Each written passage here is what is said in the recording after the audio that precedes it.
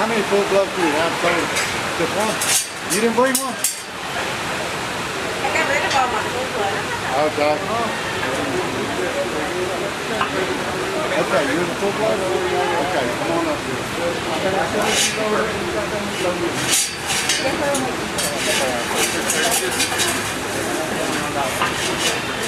I got all my, I mean, hey. Are we doing full bloods first?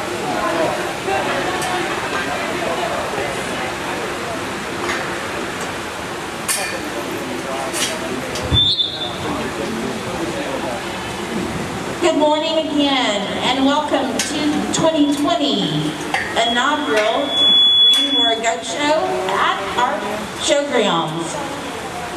It's been a 10-year in the making, and we're excited to have Dustin Cole judge our Breeding War Goats this morning. He will also be our market judge as well. I know many of you are anxiously awaiting the market goat weight breaks. They're in the process of posting. Just give them a couple more minutes.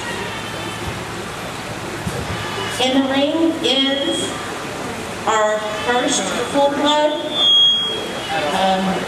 goat kid. Just make too much apart.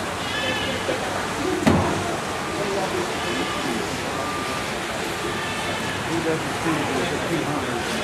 He sees 200.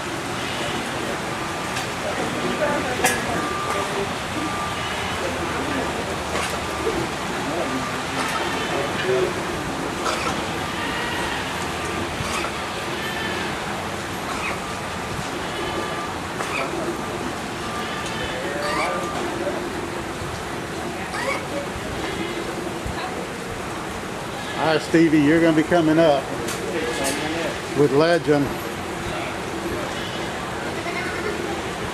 Wait, Dylan, you need to go to the trailer and go get cheeky.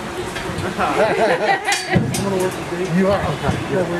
Well, good morning, everyone. Certainly a pleasure to be here today as we get started and work with our breeding goats and then on into our market goats. We start off with a very nice full blood here. I like that one's length of body. I like the shape that it has now its top line in terms of that thin, wider as it goes the back part of its body, really wide and open up out of her pen.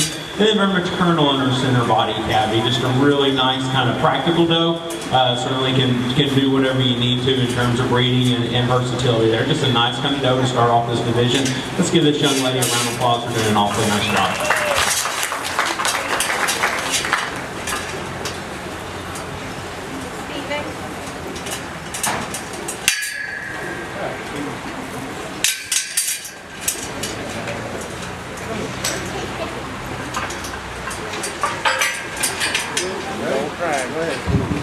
Congratulations to Tinley Barton with her full-blood goat, Oreo, who was the champion of full-blood. We're now bringing in our percentages into the ring.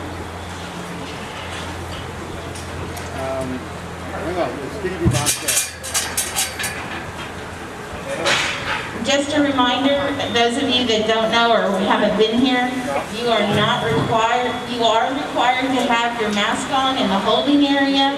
You are not required to have it on in the ring.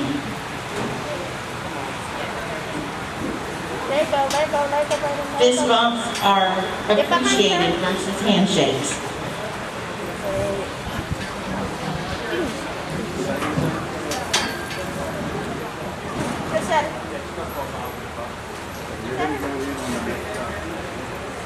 Next one you'll go in and Stevie's going to go in. We'll just wait up for one and then. Her mama's in the that one.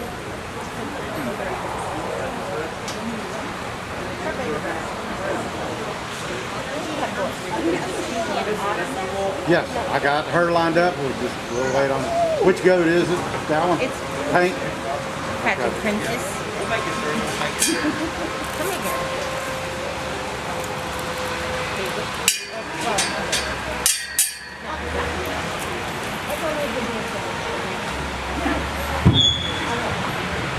in our first class, a really nice brown hip goat, one that's extremely round in her center body cavity. I like it. Kind of the body makeup that she has, with being tucked up in her chest and still round and tubular in her body, dead level down her top line.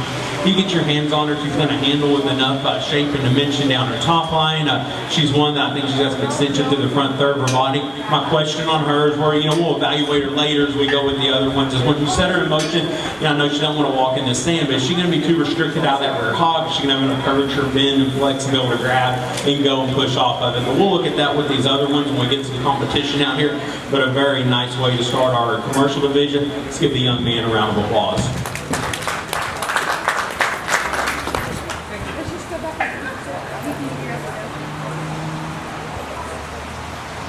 Just already walked back far.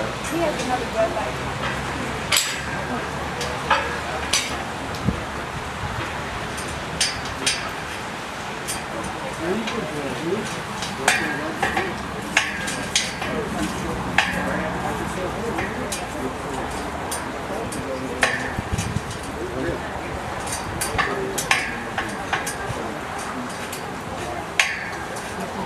Just those two.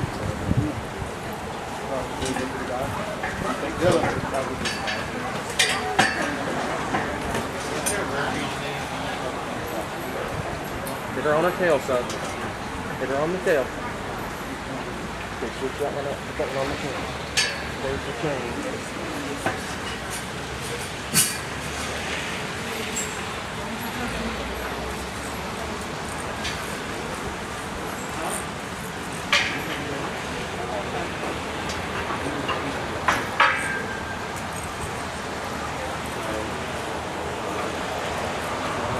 Walk by herself.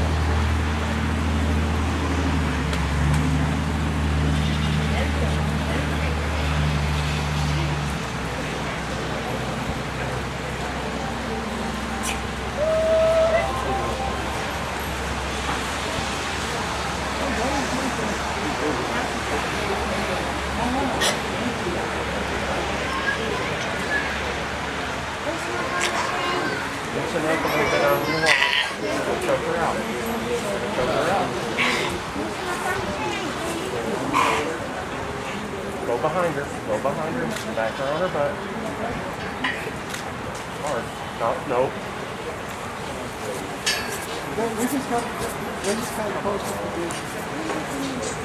Good morning, and we're back in action at the Bexar County Junior Livestock Show this morning, and it is actually going to be the Boer Goat Show, and it's broken into two categories today. One is the breeding show, which is taking place right now, and at the conclusion of the breeding show, they will move into the market goat show. What you need to understand is that this is actually a meat goat show. That is what the Boer goats are known for. The Boer goats came onto the scene about 20 years ago. Before that time, you didn't have goats showing across the state except in a dairy goat category. But the meat goats took over about 20 years ago, grown in popularity, and what made them grow in popularity, of course, was the introduction of the South African Boer goat. Before the Boer goat, you still had meat goat out there, but it was what was considered the Spanish breed or the Spanish goat.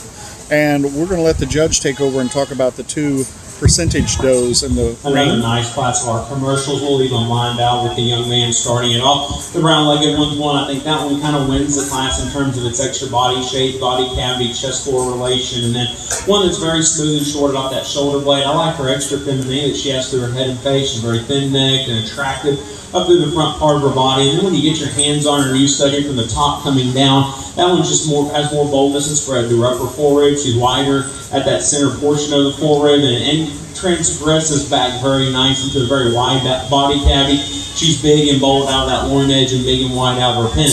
Where I want to pick her apart or probably kind of criticize her, I'd like to make her better, especially compared to the one in number 2, is we go down to the surface. We just need to sound her up in her bone mark ever so slightly, make her a little more rugged where she comes to the surface. But that is still a very nice, good body kind of doe to run out and start off our class. The young lady that comes out next, no doubt, that's the big-legged, stout featured one that's extra maternal and broody in her body cavity. And you appreciate that about her, and you just study her center cage and her center mass, and there's a lot that you can kind of tie into. For me, though, it comes down to just maybe a little more bells and whistles, some things about her. She gets bigger and bolder about her shoulder. You watch her come at you and go away. She gets deeper at the base of her chest floor. She's not quite as neat and attractive through the front third of her body. And then once again, like we talked about in the young man's brown-legged, where I think the big advantage that one has over 2, and where 2 for me falls off, is that one just gets too flat out of its spine, and that forerib wants to flatten out in that upper rib cage. Me personally, I just want to open her up in that regard. And then I think it gets a little more conversation where you can talk about big and broody and versus one that's a little more streamlined. But to me, that rib shape is very important. So let's give these kids a round of applause off a nice class.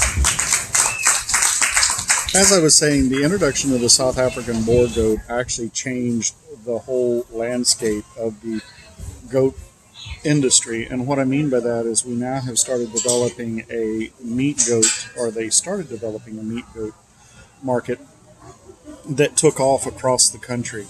And what you're seeing right now is the commercial breeding goat show.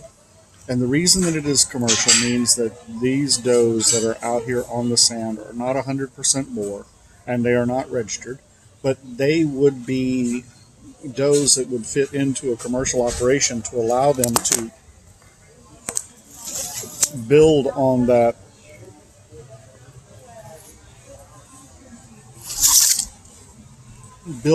market, build on that rancher's herd. And so you're getting to see some of the better does across the country right here at the Bear County Junior Livestock Show.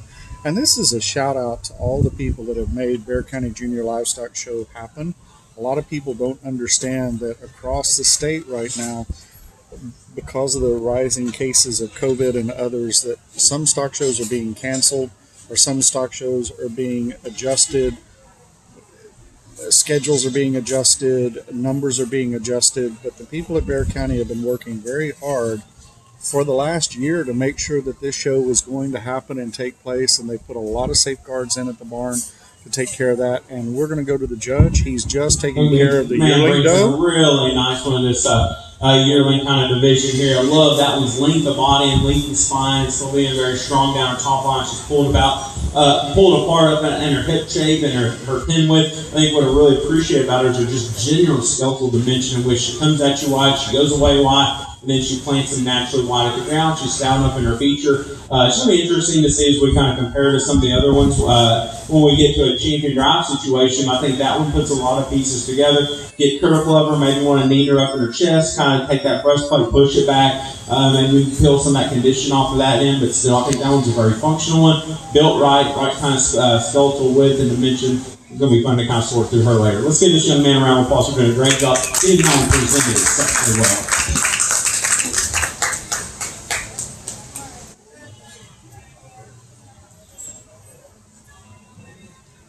So our next class is going to be the percentage 2-year-old does.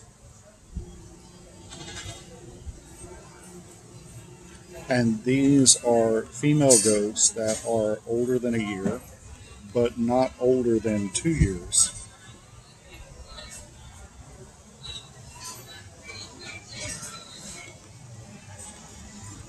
And the 2-year-old percentage does are entering the ring.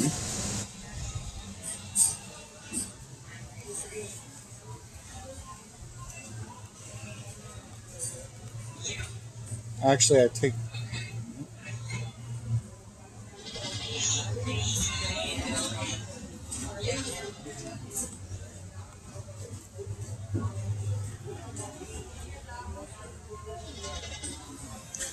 Actually, this is going to be the yearling percentage doe drive.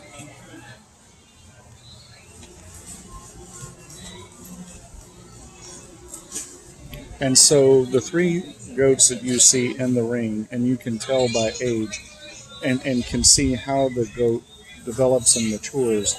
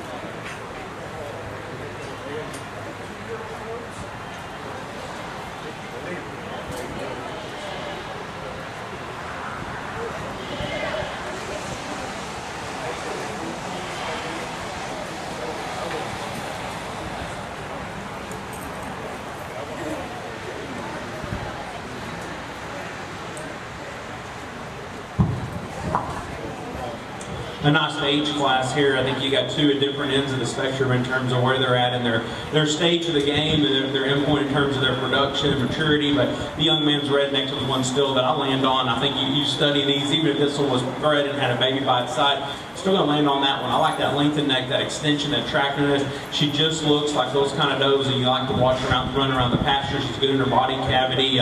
She's dead level down her top line. I like how big and bulges out the loin and out of her head, and still has some substance and stoutness at the ground. Young man indicated that she's pretty heavy bred right now, which is pretty easy to see, but still one that is in very good condition for being heavy bred. I just think that one's very nice, very practical way, and it doesn't hurt to have one that coming out of her, you can kind of see her watching even where she's going to go, but still, I think that's a really nice one. I get critical of her when we set her in motion. I'd like to make her wider from hop to ground. But that's getting fairly critical of one that is definitely at that productive stage in her life. Congratulations, young men.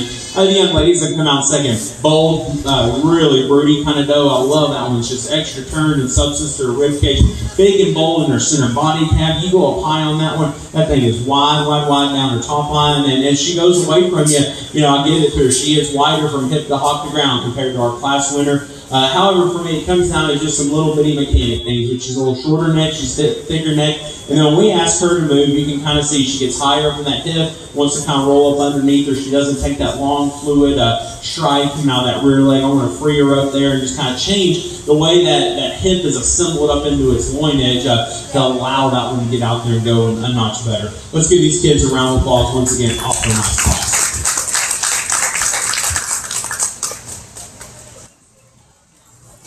So the percentage 2-year-old does are concluding, and what will be entering the ring shortly is going to be the percentage age does 36 months and older. And so you're actually going to get to see the Boer goat, percentage Boer goat, kind of in its prime. That's what is about to hit the sand here momentarily. And then at the conclusion of that class, and we will have the percentage drive champion, and then we will have the overall, because there was one full blood, which happened at the very beginning of the morning.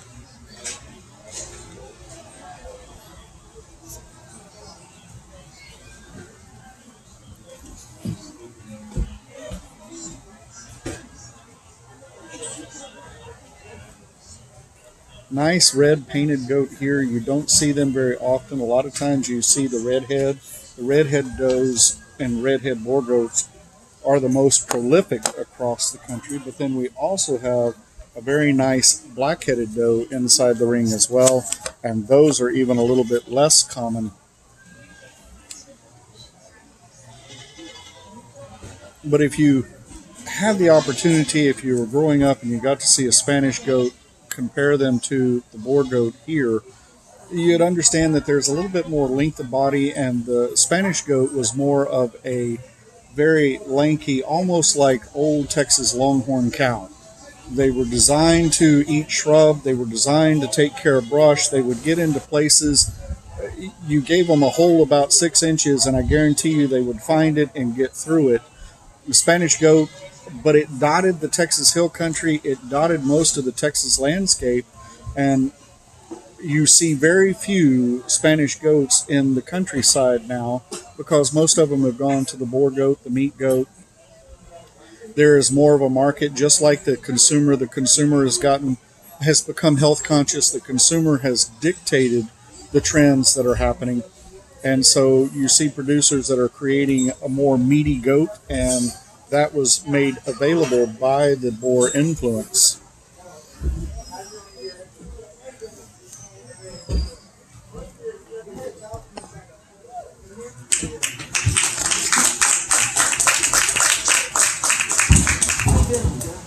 We're going to leave these two as they come into the ring. And honestly, in my opinion, those are just two different makes and models. You kind of flip your coin and pick which route you want to go, depending on where you want to put your priorities. And I don't think you get it wrong. I like the paint one myself. I like her smoothness of shoulder. I like her chest where she's an aged doe, but she's still very youthful in her look. She's not one that looks like she's way past her prime and kind of out there. She's still feminine.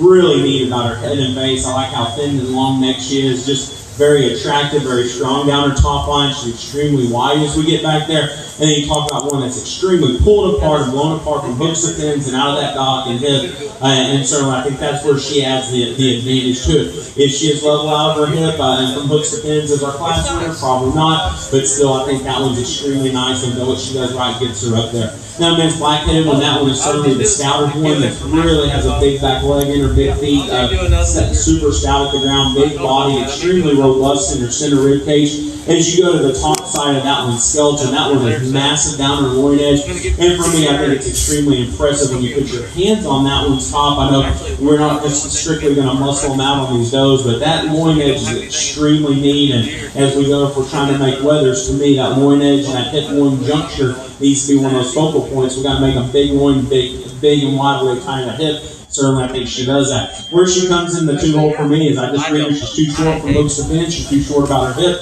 And then you go to the front third of her body. She's just a little more conventional in her look. She's a little thicker and shorter neck. And I'd like to change that compared to our class winner. Let's give both these young men a round of applause for doing their awful good job again. So the next competition to take place is going to be the percentage doe drive. This is where you'll see the top two finishers in each class compete for an overall percentage doe champion. It's hard to hear out there. We were hoping to have a speaker out there, but we didn't.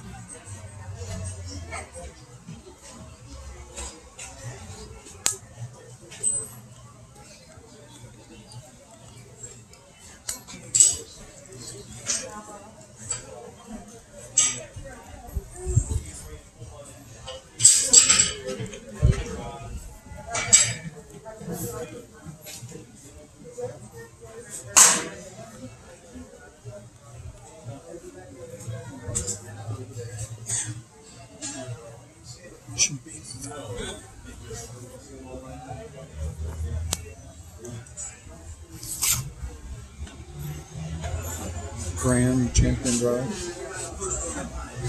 But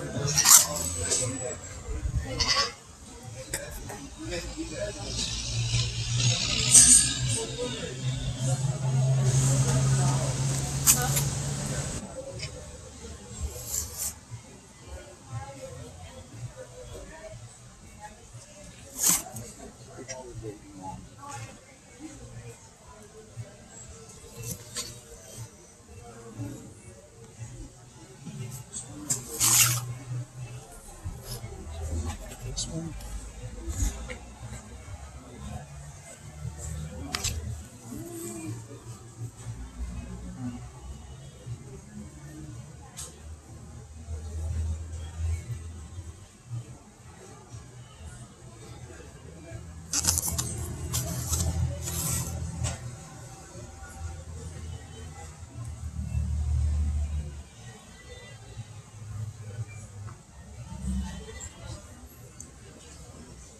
this is a great lineup. If you're looking at the screen right now, you can actually see the goats as they progress in age and size.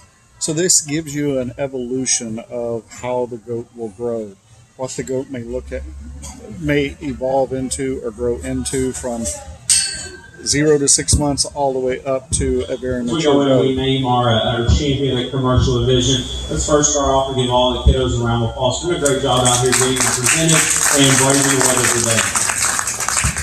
Really nice quality set here as we kind of go through the classes. Not a lot in terms of a lot of picking and choosing, some short, easier decisions to be made. I think hopefully, the quality that you have to take home from here, the point is that these are still all quality kind of does that certainly have a future in them in whatever way you want to kind of time into your program and what you're deciding to do. As I look at my class champions out here, there's one of them that to me is probably the combination of the other 4 goats out in the ring that probably does the things right that the rest of them do and just puts it into that one package. One that's still good enough on her feet and legs. She still travels out there and has enough bend to her hip and hop. She's not straight-legged off either end. She's got some extra extension up through the front end.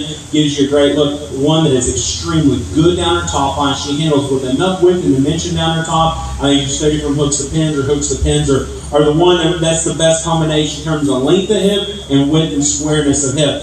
She does have a hole, whichever one of them's going to. We haven't found a perfect one yet, but I think this one, to me, this has a hole that is still pretty livable. One that you can change it depending on what you're doing with your bucks. You can, you work on it at home and kind of try to make that progeny a little better in that regard, knowing that that's that hole. But I'm not going to let the one small thing really kind of take away from the other 99% of that one that I think is an awfully nice one, especially in this particular drive. Let's give everybody a round of applause and we'll go select your champion.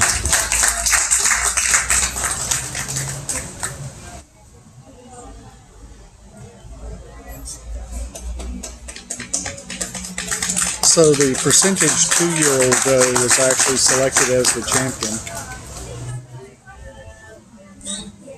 Notice that he talks about movement. He talked about, and one of the reasons being is because you want to make sure that they can move in the pasture, because they are going to be breeding goats. They're going to have to, if they can't move, if they can't convert feed, they can't take care of what is happening inside the pasture, then they're not going to be an effective, profitable animal for the breeders. One of the things that I want to stress right now too, and I'll be right back with you after the judge.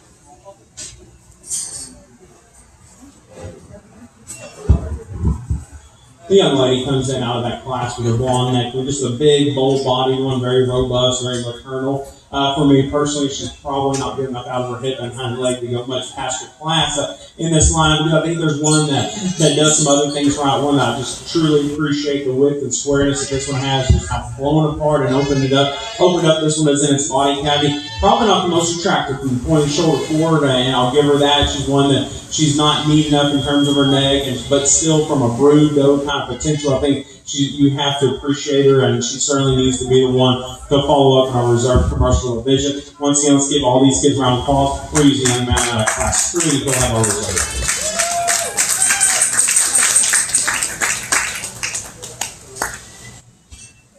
So they have selected the reserve and grand champion, but what I was going to say is you are seeing a group of young people here that are getting started in the business. They're raising their own breeding stock, which will in turn probably create market stock that you will see later on during the day. One of the ways that we have of supporting these young entrepreneurs and these young business people is in the premium auction. The premium auction is going to be next Saturday, and this is giving them a real live instruction and tutorial in what it means to be in the cattle and goat business, because every cattle and goat rancher across Texas, they have one payday, and that payday is when they get to take their young stock or their market stock into the auction to get their paycheck. And so this is your way of giving them their paycheck, being part of the premium sale. That premium sale is going to happen next Saturday at Bluebonnet Palace. It will start at 11 a.m. and that is Saturday, January 9th. And understand that when you support that auction, you are supporting the Bexar County Junior Livestock Show, and you also are supporting all of the 4-H and FFA programs around the Bexar County area. That includes Helotes, East Central, Judson, Madison. You're supporting all of those kids that are in the surrounding area. That's what happens there. If you're interested in supporting these students, then become a buyer. You can log on to the Bexar County Junior Livestock Show website and you can sign up to be a buyer. They have everything there. Please understand that with COVID and the pandemic that is going on, space may be limited at the auction site just to buyers. So please make sure that you pay attention. Registration of buyers begin at 10 a.m. and all pandemic protocols will be adhered to. So it is going to be a safe environment. It's going to be a safe event. So please don't let that stop you. But if you're not comfortable being there in person, they have ways that you can actually participate in this sale without being there in person. But I encourage you, please come out and support these young people because they need it. Give them their paycheck. Give them some money so that they can invest it into next year's project, or also give them some money so that they can set it aside for their college careers so they can further their education, because that's why they all do this. Right now we're actually going to be doing the grand champion of the show. What you can see over on, if you're looking at your screen, on to the right side is the registered goat. And then behind it is the commercial does, and the judge is going to let us know his selection. Very nice breeding doe division here. Let's give all these kids a round of applause for doing a great job and encourage with their projects. I'll say this at least twice today, just because that's how it's going to be, and I've got the microphone in my hand, so I just have to deal with it for a minute. But I'm not much for long speeches and all that stuff, but what I do, I started doing this about a year ago, and every time I judge a show, if you're around the ring today, if you're a parent, exhibitor, ag teacher, county agent, friend, whoever you are, but you're here today, I think you need to give the folks at Rankin Major Bexar County Livestock Show a big round of applause real quick for making it happen today. They worked really hard to put this on for you. They are all volunteers, and just a little bit about me. I run an event center, I work at an event center, run a fair for a living. That's what I do every day of my life. And so I know the challenges that go into this, but especially at county level with your volunteers running a show, the easy thing to do this year is to say, we're going to wait until next year, we're going to put it off. But they said no, they're giving your children an opportunity to exhibit their livestock and exhibit their projects. So I think if you get a chance to thank them, and then kids, I'll say this to the goat exhibitors later today, or the weather exhibitors, no kid exhibitors, when you get that opportunity and you get that chance, just tell somebody thank you, whether it's your mom and your dad, your county agent, your ag teacher, your 4-H club leader, your breeder, your helper, whoever it is, tell them thank you, because they're taking a significant time of their resources, their time, their money, and money is, or time is money today in today's world. So they're doing a lot to get you to this point. So I encourage you. Have fun, love the moment, because we all know this gets taken away in about that long. So make sure to tell somebody thank you, and that's it. Really nice set of does. You've heard me talk and describe them. I think there's a pair of them you like. I really like the champion. I like her body. I like her type and kind. I think she's one that if you're trying to make some winners, she certainly can do that. Then the other ones are just that big old stout broody one that you've got to have them in your pasture. You've got to have them in that herd to kind of make it work. So the way I like your champion reserve today would be your two commercial ones. Young lady's full blood's really nice, just not enough of her compared to those big old age does and hussies that come out of that commercial division. Let's give these kids a round of applause for not doing that.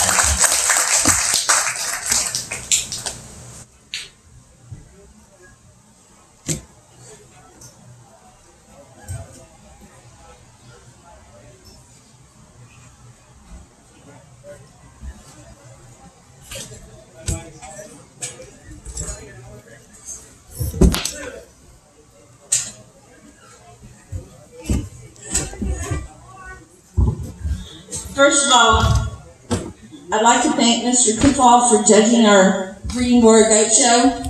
Many of you have wethers and commercial does, but in order to have those, you got to have these young ladies producing those babies so that you can play the market game. And we applaud them for establishing these herds and working their way through that, through their time. We are now ready for Junior Showmanship. Our grand champion overall was Stephen Moran with his goat Legacy. And reserve overall was Dylan Garza with his goat Dolly. I'm sorry. Party time. Sorry.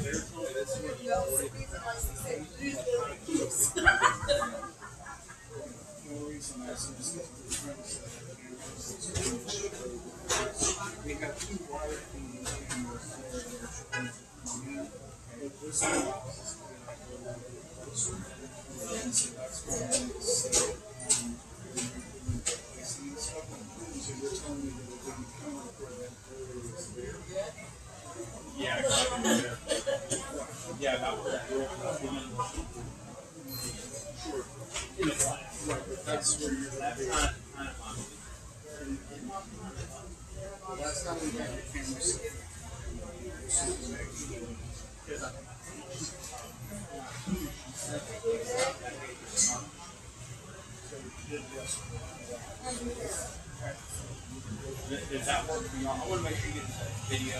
That one for y'all.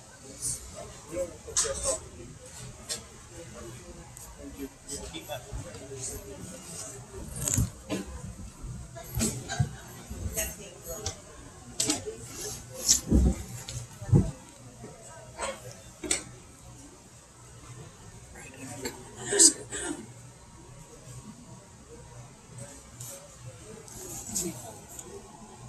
If class 1 is going to start right at noon, or is it possible we might get started a little earlier?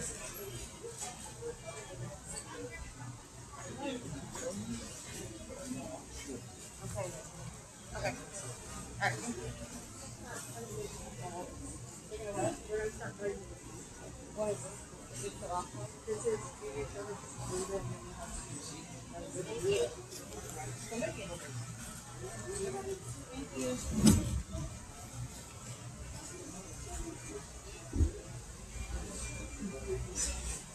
So what is happening right now is the junior showmanship, and what this happens, whereas in the previous show the animal was front and center, this is different. It is now the exhibitor that is front and center.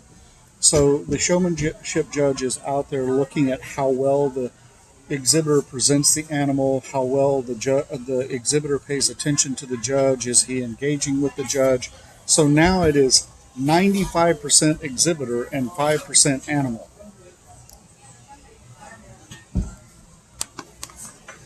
And so the exhibitor is working really hard to make sure that they are able to engage with the judge. And one of the things that you will probably hear later on in the market show, the judge is going to talk about how an exhibitor is able to elevate their animal, meaning that they know that there is a small flaw in the animal, but the exhibitor will be able to show past that, work on the salesmanship, if you will, of that animal and making it and putting it in its best light. But that starts in the showmanship skills that they develop. And here is where we're learning how to be a good showman. That is what the purpose of this contest is. And of course, they're going to announce the top showman here momentarily.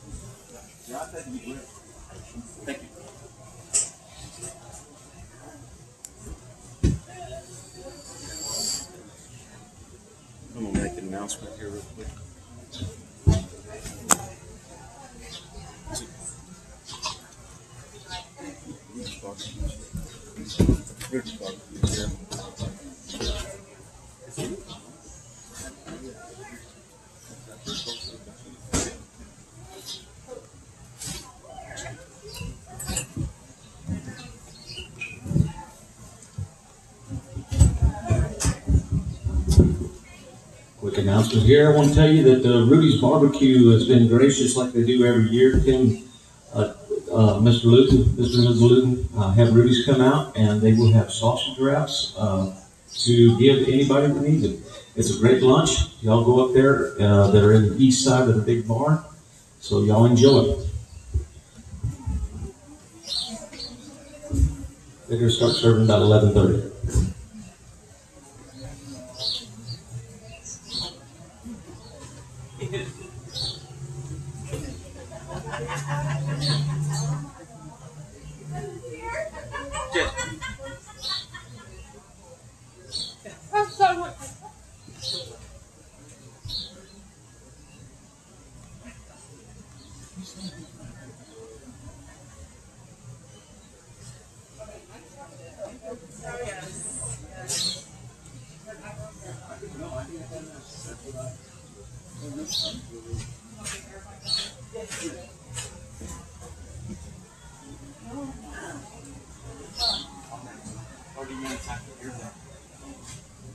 Is this it?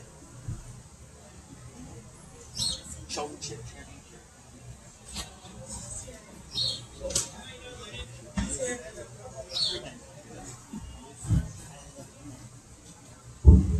Attention in the market goat barn, so that you know, 30 minutes after senior Boer goat showmanship champion is crowned, we will start the market show.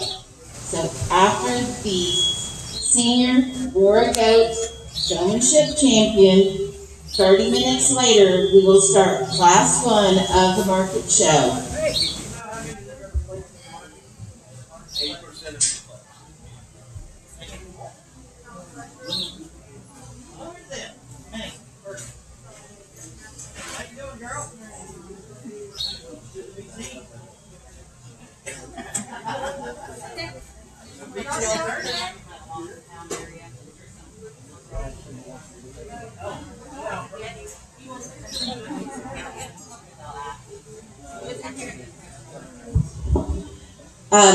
As well as getting ready for that market show. Reminder, should you make auction, you are required to take a picture for the auction.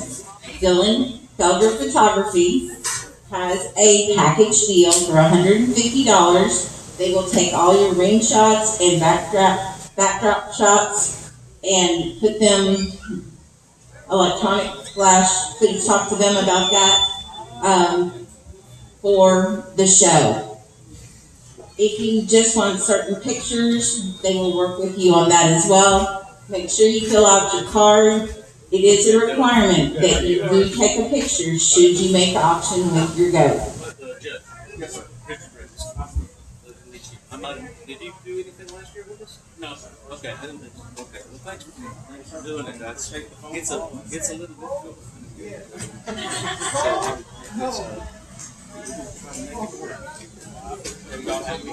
Oh, I think it's good.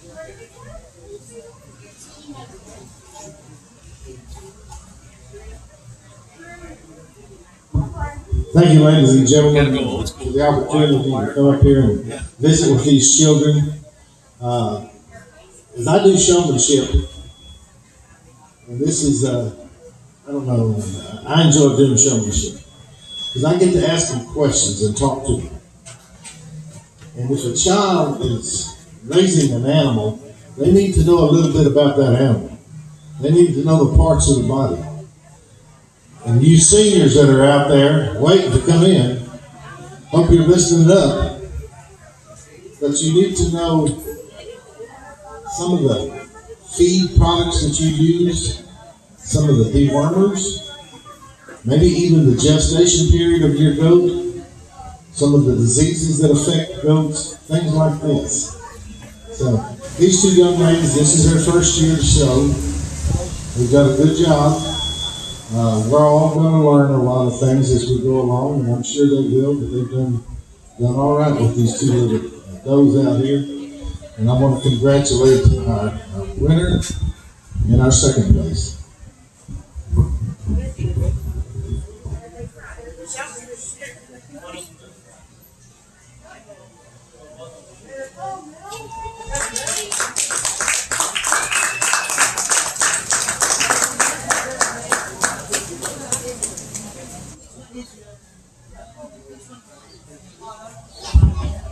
Our junior showmanship Boer goat champion is Barton. Congratulations.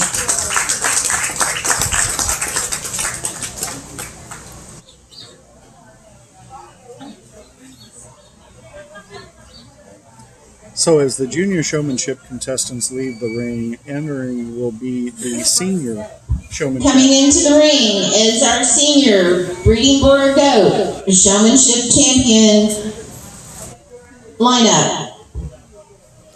And the delineation here is senior is considered anything from 9th grade to seniors in high school. And then your junior classification is 3rd grade through 8th grade.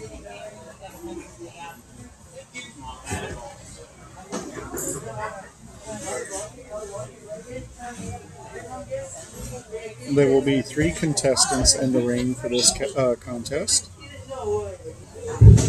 We have a lost and found phone. It was found in the back room. It's got a brown case, looks like an apple, and it's got a picture of a Frenchie with a wig on, if that helps you. Okay, yeah, Austin, I'm sure it's yours.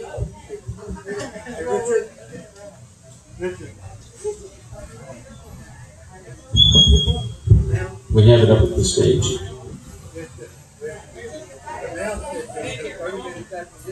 We did. We announced it. As soon as it's done, you can announce.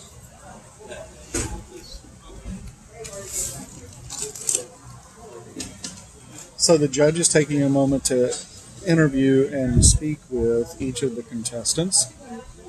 As you heard earlier with this showmanship judge, he wants to know that the contestant has some information about the animal that they're raising. The questions that he's asking about food, gestation, diseases, those are all important questions for a young breeder to understand, because much like life, you just can't go out and purchase a goat, put it in your backyard, and expect it to have babies. There are responsibilities, there are considerations that you have in order to make it a viable business. And that's one of the things that I want to stress all week long. This is a business. This is a business for every one of these young people. They start out sometimes in October, sometimes in January of the previous year. Breeders actually start out from the beginning and continue all year long. The market exhibitors, they probably picked up their show goat in August, and they have been taking care of it on a daily basis, twice a day since August.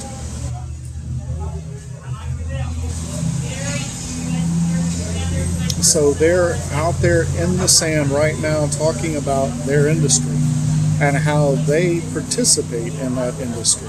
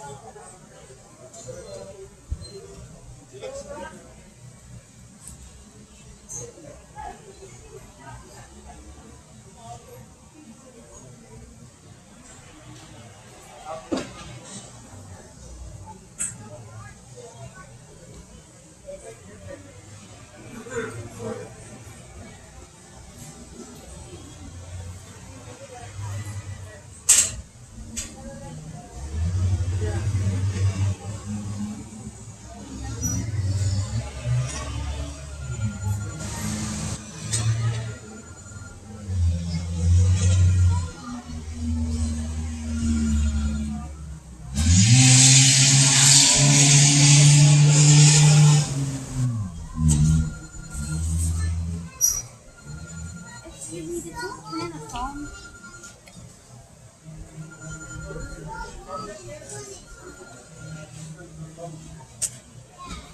Oh, that's nice. Thank you. I didn't know who it was. They're, yeah.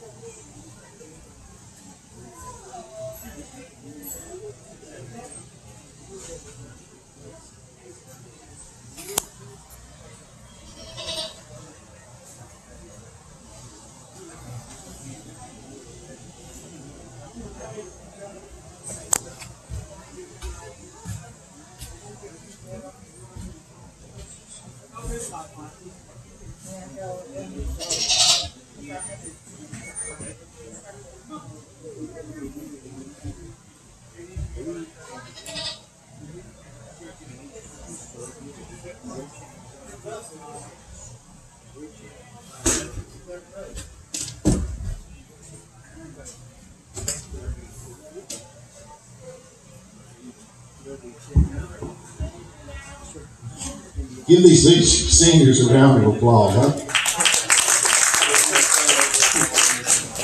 Some of them said they've never done this before in the showmanship. But you seniors, I appreciate y'all coming out here and visiting with me today, helping me decide who's going to be your champion. You've all done a great job. You all have good answers. Some of you need to learn a little bit more maybe about production, but you've done great. And parents, leaders, thank y'all for helping them and educating them and working with them too. It's a lot of fun, and I told them, just as the judge said, y'all relax. Don't be too stressed out. But they can't help it be stressed out a little bit. But a good job out here, great participation, and we're going to present our champion and reserves.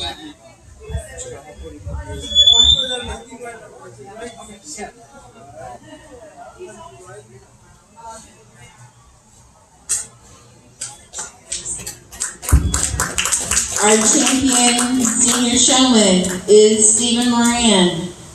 And our finalists are Dylan Garza and Kira Vela. We're excited to have them show with us today. This is now the conclusion of the Breeding Boer Goat Show. At this point in time, you have 30 minutes. They will be calling Class 1 prior to those 30 minutes. So Class 1, be at the ready. Show. Class 1 is already ready. They're standing up here ready to go. And we'll give our judge a hand out here, Brian. We'll give him a hand out here. It's taking a lot of time out here to come up today. We'll congratulate all these kids for coming out. Some of the weather might be a little bit bad later on. So we're back in action at the Bear County Junior District. Bear County Junior Livestock Show. Have a good show. We're about to start the Market Goat Show. Most of the animals that you see, 99.9% of the goats that will be walking into the ring today will be a Boer goat or percentage Boer goat cross. In this first class, there are 19 exhibitors. Let me make one change on that. The judge's name is Dustin Supal, and I apologize for getting that wrong. So with 19 exhibitors, they're going to place 15 into the premium sale that will happen on Saturday, January 9th.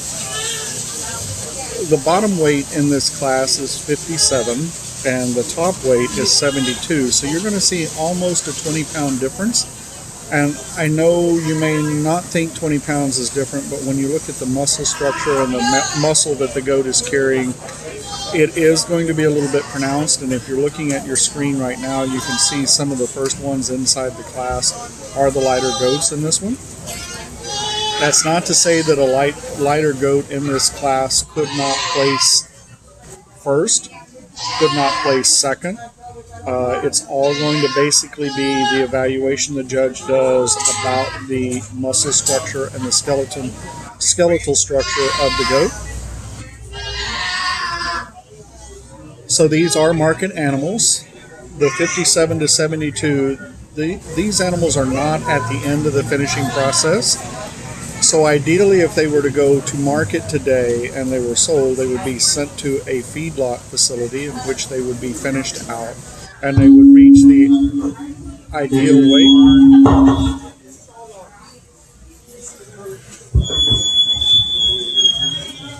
Kitchen in the barn, class 2, be ready. Start lining up. Class 2. And because they are market animals and they're being raised for meat production, the judge is actually going to be evaluating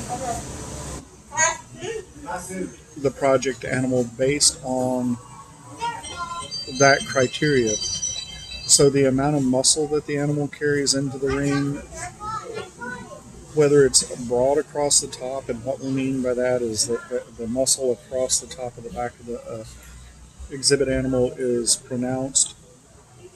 All of those are going into the considerations for who is going to be at the top of the class here.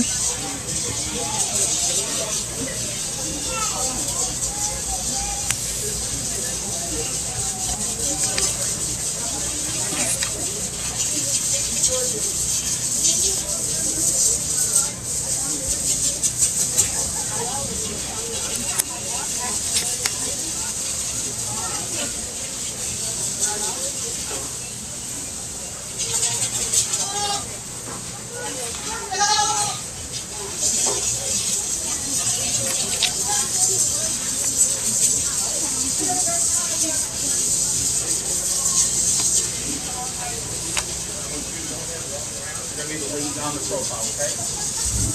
Y'all follow in behind this.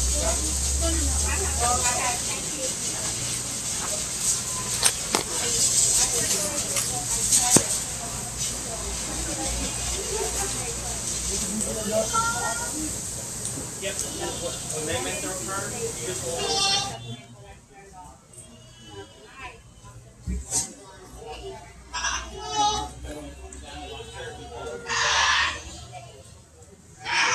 The judge is now asking the exhibitor to walk the animal around. One of the things that the judge is looking to see is how well the animal moves. Is there a restriction in movement? Are the joints performing the way that they're supposed to? With this particular class, it's going to be most important because if they were to enter into the feedlot facility, being able to move, getting up to the trough, being able to put on the pounds that are necessary to finish it out, that all translates into profit. The longer that they have to keep the animal on feed to reach the optimum weight, then that means it actually is a disadvantage for them.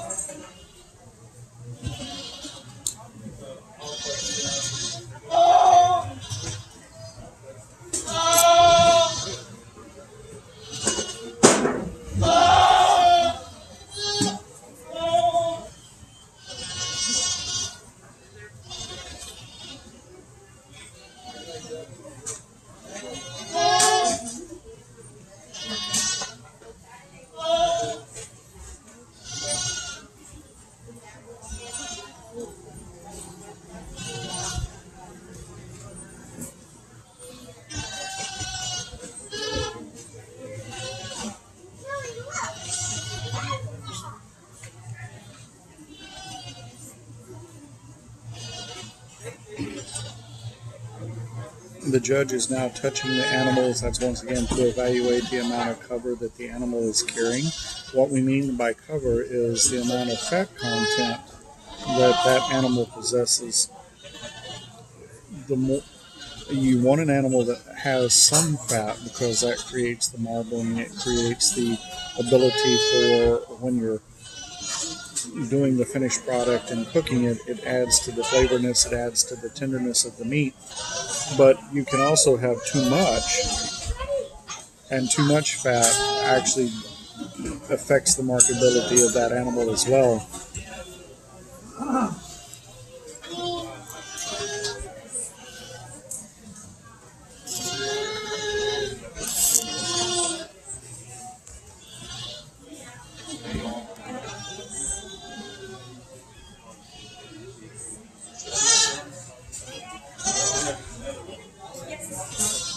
There are 19 exhibitors in the ring. 15 of them will make the premium cell. And the premium cell will be January 9th, which is next Saturday. This is a great way for the community to support the young people of Bexar County. One of the ways that you can show your support to these individuals is by being a buyer at the premium cell. And if you're interested in being a buyer, you can sign up on the Bexar County Junior Livestock Show website. They have a tab there for the buyers. The sale is going to start at 11 a.m. next Saturday at Bluebonnet Palace. Anybody interested in supporting them, please consider being a buyer. The auction will support kids in around Bexar County, and that includes Helotes, Judson, Madison, East Central, San Antonio ISD.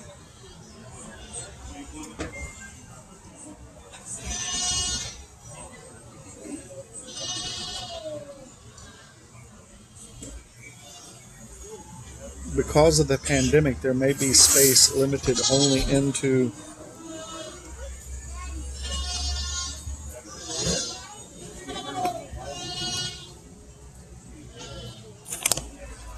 because of the pandemic, space inside the venue may be limited to just buyers, and all safety protocols for the COVID pandemic will be followed. But please consider coming out and showing your support, because these students have been working with this animal since at least August, if not before. They get up every day, twice a day. They go out, feed, exercise, take care of their animal. It looks like they're very tame and very gentle in the ring, but it doesn't start out that way. The exhibitor has to halter break the animal. The exhibitor has to spend hours with that animal so that they become familiar with each other and they become like a bond. I mean, it's almost like an extension of each other, and that takes time, a lot of time. And so where some of these exhibitors have friends that are going to the movies, they're going out to other places, families might want to take a vacation, they can't do that because they have an animal that is requiring and dependent upon them for their needs and support. So reward these young people by reaching out and becoming a buyer. Even if it's $200, that $200 will help, because I promise you that they have anywhere from a minimum $600 to thousands of dollars that they have invested in this product. So that auction is going to allow them to save money for next year's product, or if they're a senior, then it will be going to their education after high school. The judge has started making his selection now.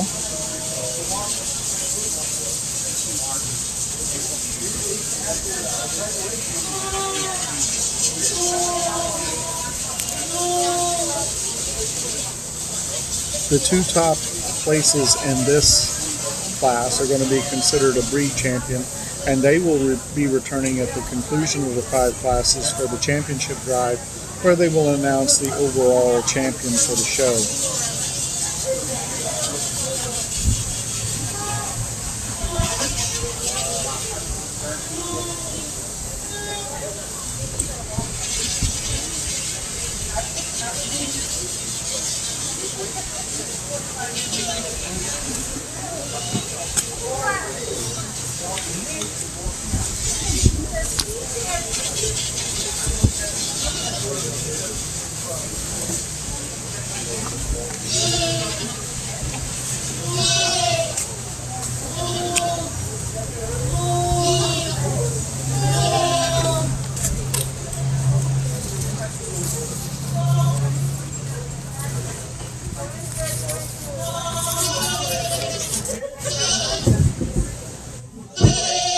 This show would not be possible without the numerous volunteers that have come into and spent hours at the show barn as they're trying to prepare the arena, putting in the sand, getting everybody ready to go. They also had numerous volunteers help with the check-in and tagging procedures to make sure that they were ready to go. So without hundreds of volunteers, this show would not happen. And it's important to remember that especially in the current pandemic times, there are lots of shows out there, statewide, local, that are not happening. So it's a testament to our community. It's a testament to the volunteers. They wanted this event to happen, and they've worked very hard to do that. but it has also been made available because of some very generous individuals outside in the community. One of those includes affordable trailers. We've got trailers.com is where you can find affordable trailers. They provide sales, parts, rentals, and service, truck accessories. You can call them at 210-648-2700. They're located at 8989 Highway 87 East in San Antonio, Texas. If you stop by Affordable Trailers, say, hey, thank you for supporting the 2020 Bexar County Junior Livestock Show. Also sponsoring the show this year is Norma's Place Mexican Restaurant.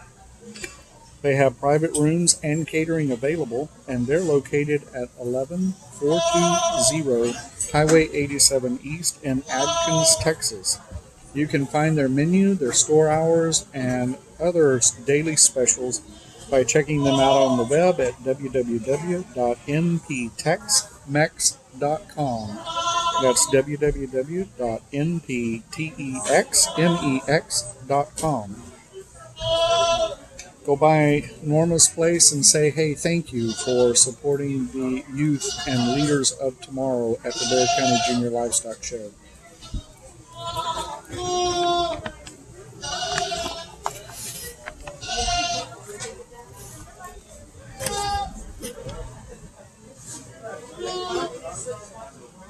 We've been chasing the weather all day. I know that last night's forecast was predicting snow, sleet, and rain for this morning and freezing temperatures, and we've been able to dodge that so far. But being able to dodge the rain in style can be made possible by Herb's Hat Shop. They have hats for the whole family, and they have 2 locations to serve you. The first one is at 4922 Rigsby Avenue in San Antonio, and then they can also be found at 313 East 4th Street in Blanco. Go by, pick up a hat. Doesn't have to be a rain hat, can be a straw hat, can be a cowboy hat, but Herb's has the hats for the whole family. And go by and say, hey, thank you, Herb, for supporting the Bexar County Junior Livestock Show. Judge is spending a little time talking with the exhibitors, explaining what they see or what he sees in their particular show animal.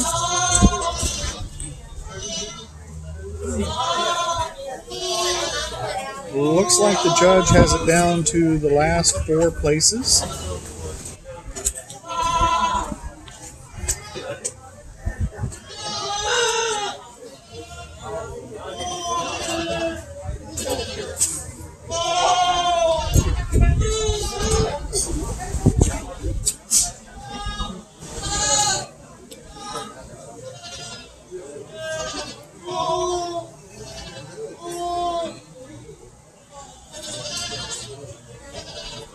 If you've been following all week and you notice the steer show and you notice the market lamb show, here the exhibitor is doing the same. They're expected to place their animal in what is considered the box. And that means that you place all 4 feet and form a perfect rectangle.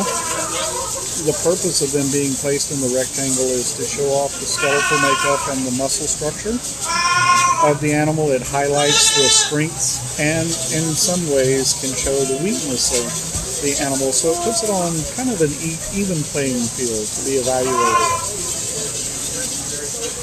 It looks like we're down to 3.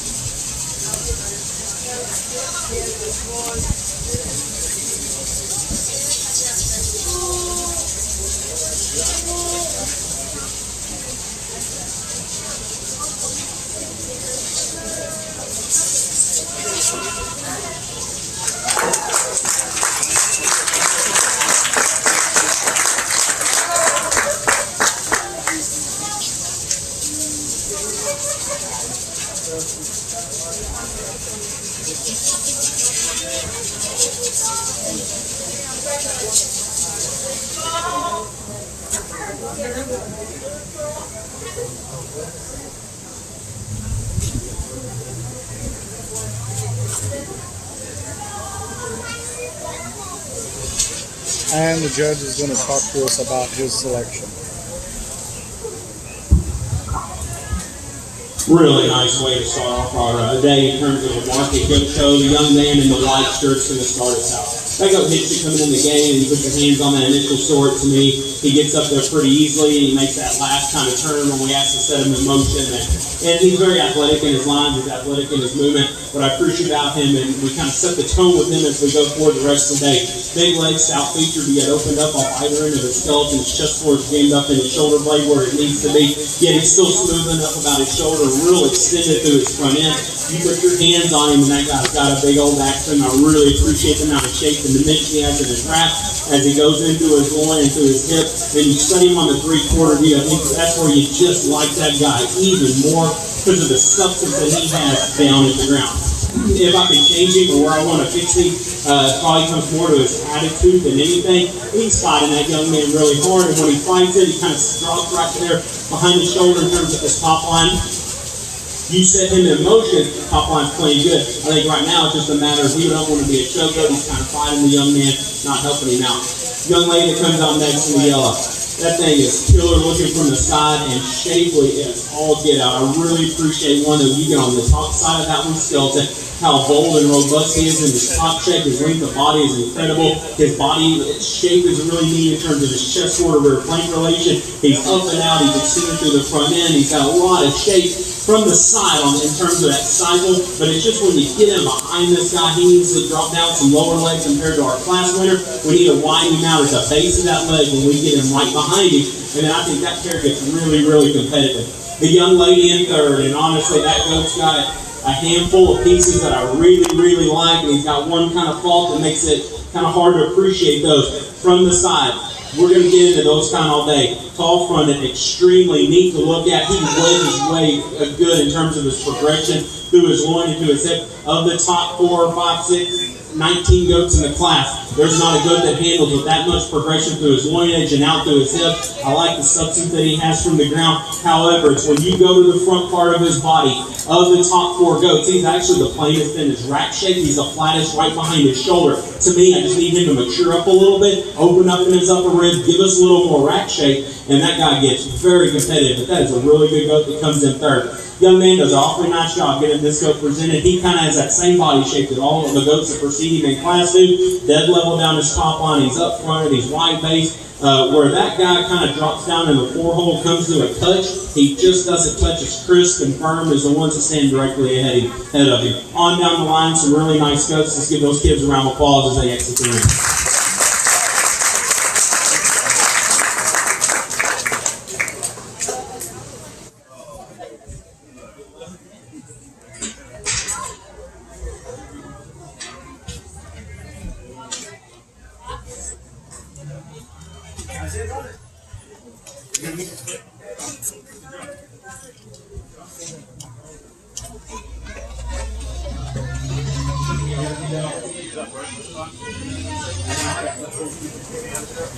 So as Class 1 is leaving, Class 2 will be entering the arena. There are 15 exhibitors in Class 2, and so there's 19 exhibitors in Class 2, and 15 of them will place in the sale.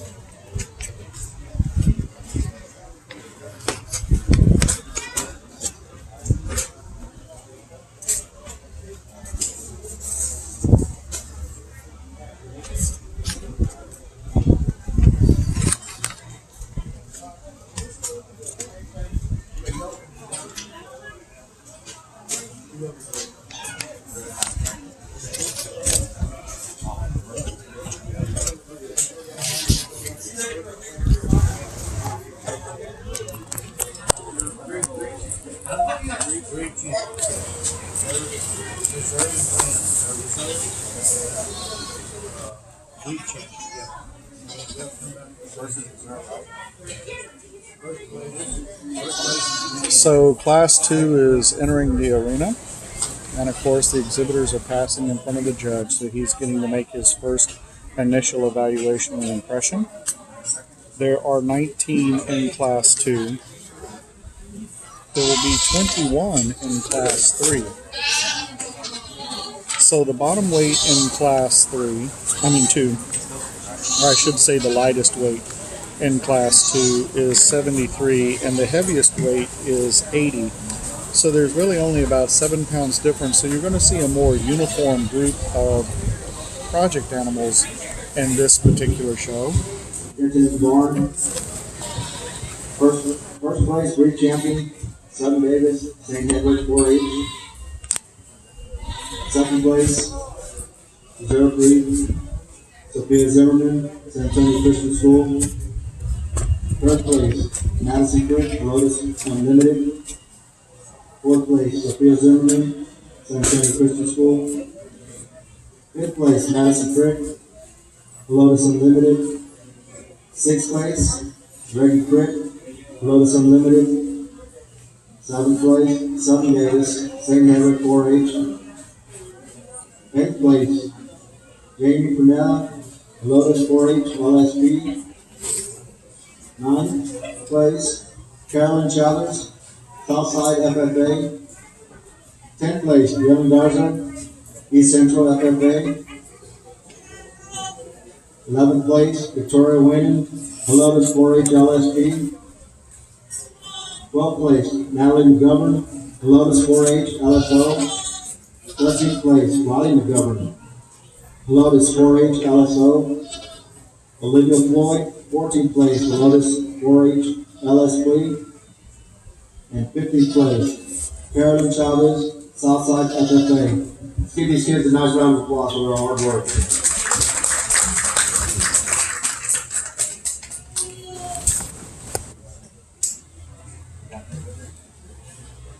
So all the exhibitors have entered the ring, and the judge is getting ready to make his first pass.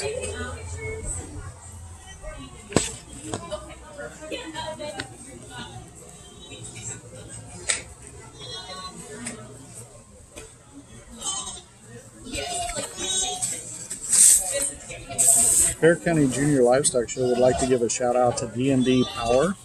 They loaned all of the lights that are out in the parking lot, under the barn, so that the area would be lit. They actually loaned those to the stock show, so Bear County Junior Livestock Show would like to give a huge shout out to D&D Power. I'd also like to give a shout out to Friesenhow Dirt and Sand. Friesenhow actually donated the sand and dirt that is inside the arena that's being used today. And then, of course, I'd also like to thank MG Building Materials for their wonderful generosity in making sure that the panels and everything that is needed here to create the arena happen. So the Bear County Junior Livestock Show would like to really extend their thanks and heartfelt gratitude to those three individual companies, because without them, this event would not take place.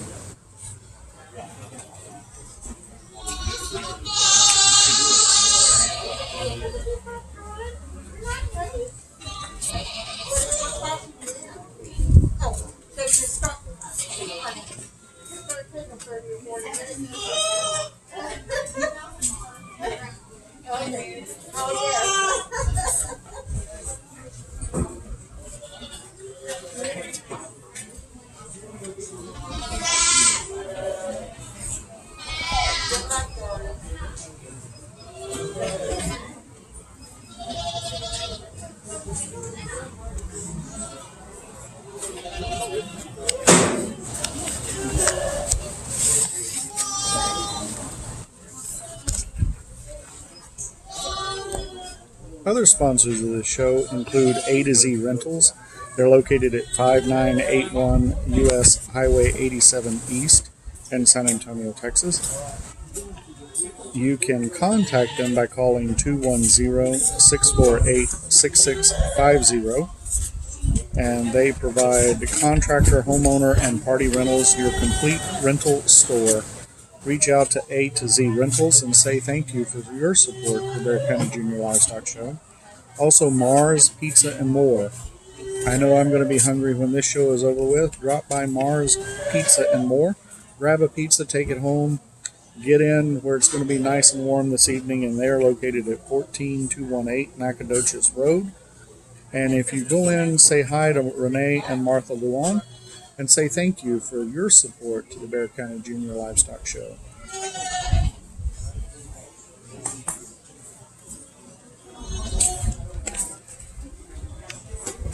Irene Nails also supported the Bear County Livestock Show.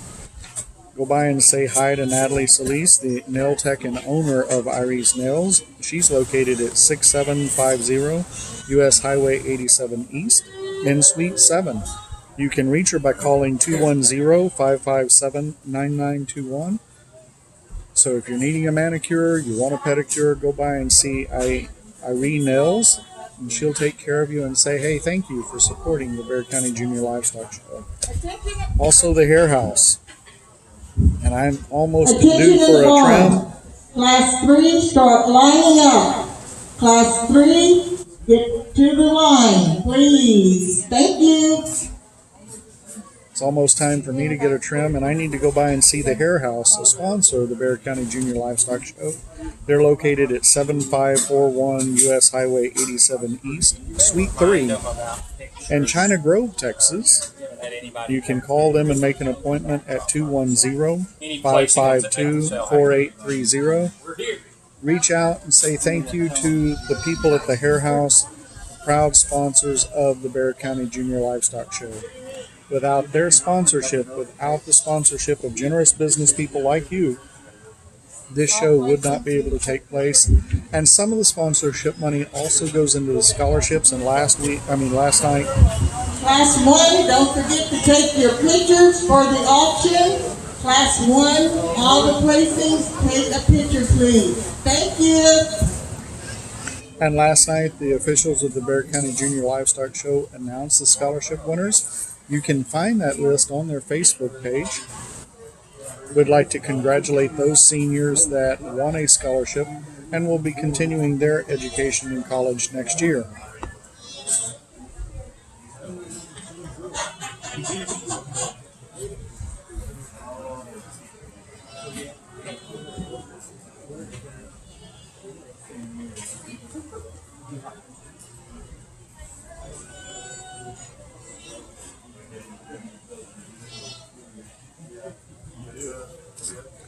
And if your favorite four-legged friend is needing a trim or a clip, reach out to Jerry's Gentle Grooming. They specialize in older and challenged pets, dogs, puppies, cats, and kittens. They're located at 12151 Jones Maltzberger in Suite 115. And you can reach and call and make an appointment with Jerry Turner at 210-901-1919. That's Jerry's Gentle Grooming, proud sponsor of the 2020 Bear County Junior Livestock Show. The judge has started narrowing down his selections. If you've been following along this morning, you notice that these goats are getting a little bit larger in size. They're putting on a little bit more weight. The top weight in this class was 80 pounds. Bottom weight was 73, so they're all pretty very close in weight size. So you're going to see more uniformed goat out in the show ring, and of course that's going to give the judge a little bit more pause to make his decision, because with them being very uniform, it starts to be those finer points, those very nitpicky things, so to speak, that's going to determine the breed champion versus the last place animal in this class. Very hard, but it's a testament to the hard work that these exhibitors have exhibited in creating this animal. Just like an athlete, that animal has to be exercised, the animal has to work out to build that muscle tone. Some of it is genetic. Was it predisposed to have muscle? That's part of the breed selection that you're doing when you're selecting your project animal. But you also have to understand that when these project animals were selected, probably 20, 30 pounds. And so it goes to the skill that these exhibitors have, because they're having to look into a crystal ball to see if that animal is going to produce the way that they want, if it's going to have that meat, if it's going to have that muscle, if it's going to be a championship animal. But only selecting that, the selection process is only part of it. It includes feeding, it includes exercise, it includes spending time with that animal to create a champion. And it takes effort, it takes dedication on the exhibitors have. And today that dedication, that hard work is going to pay off. It's going to pay off in a ribbon, and next Saturday you get to make it pay off for them by participating in the premium sale and rewarding them for their hard work.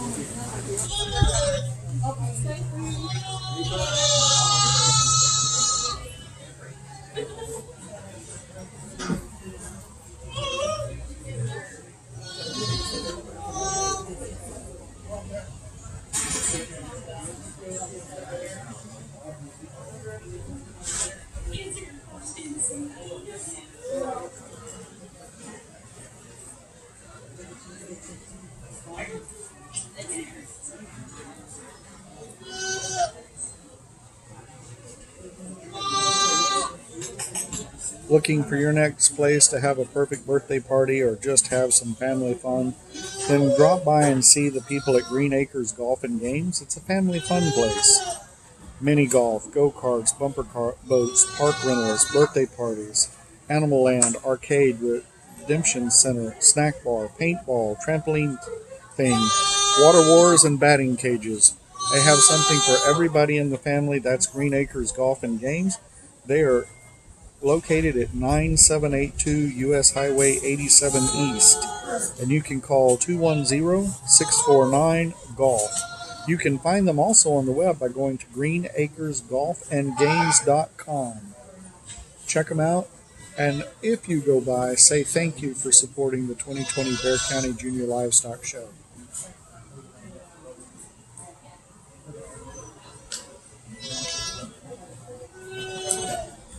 The judge has narrowed it down to his top 4 in the ring.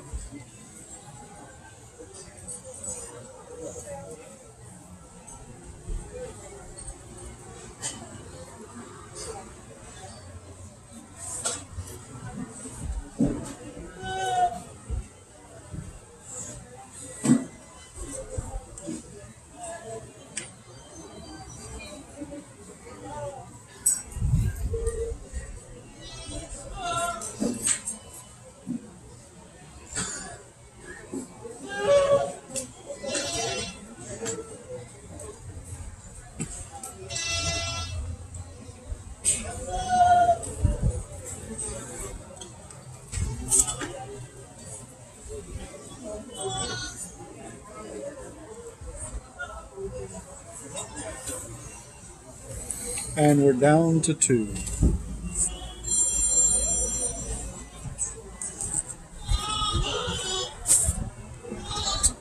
I stand corrected, we're down to 3, it looks like. And he's asked those top 3 to take another spin around the arena. And that goes back to what I was talking about as far as a uniform class. Trying to decide between 1, 2, and 3 becomes very difficult because the animals in a lot of ways are very similar.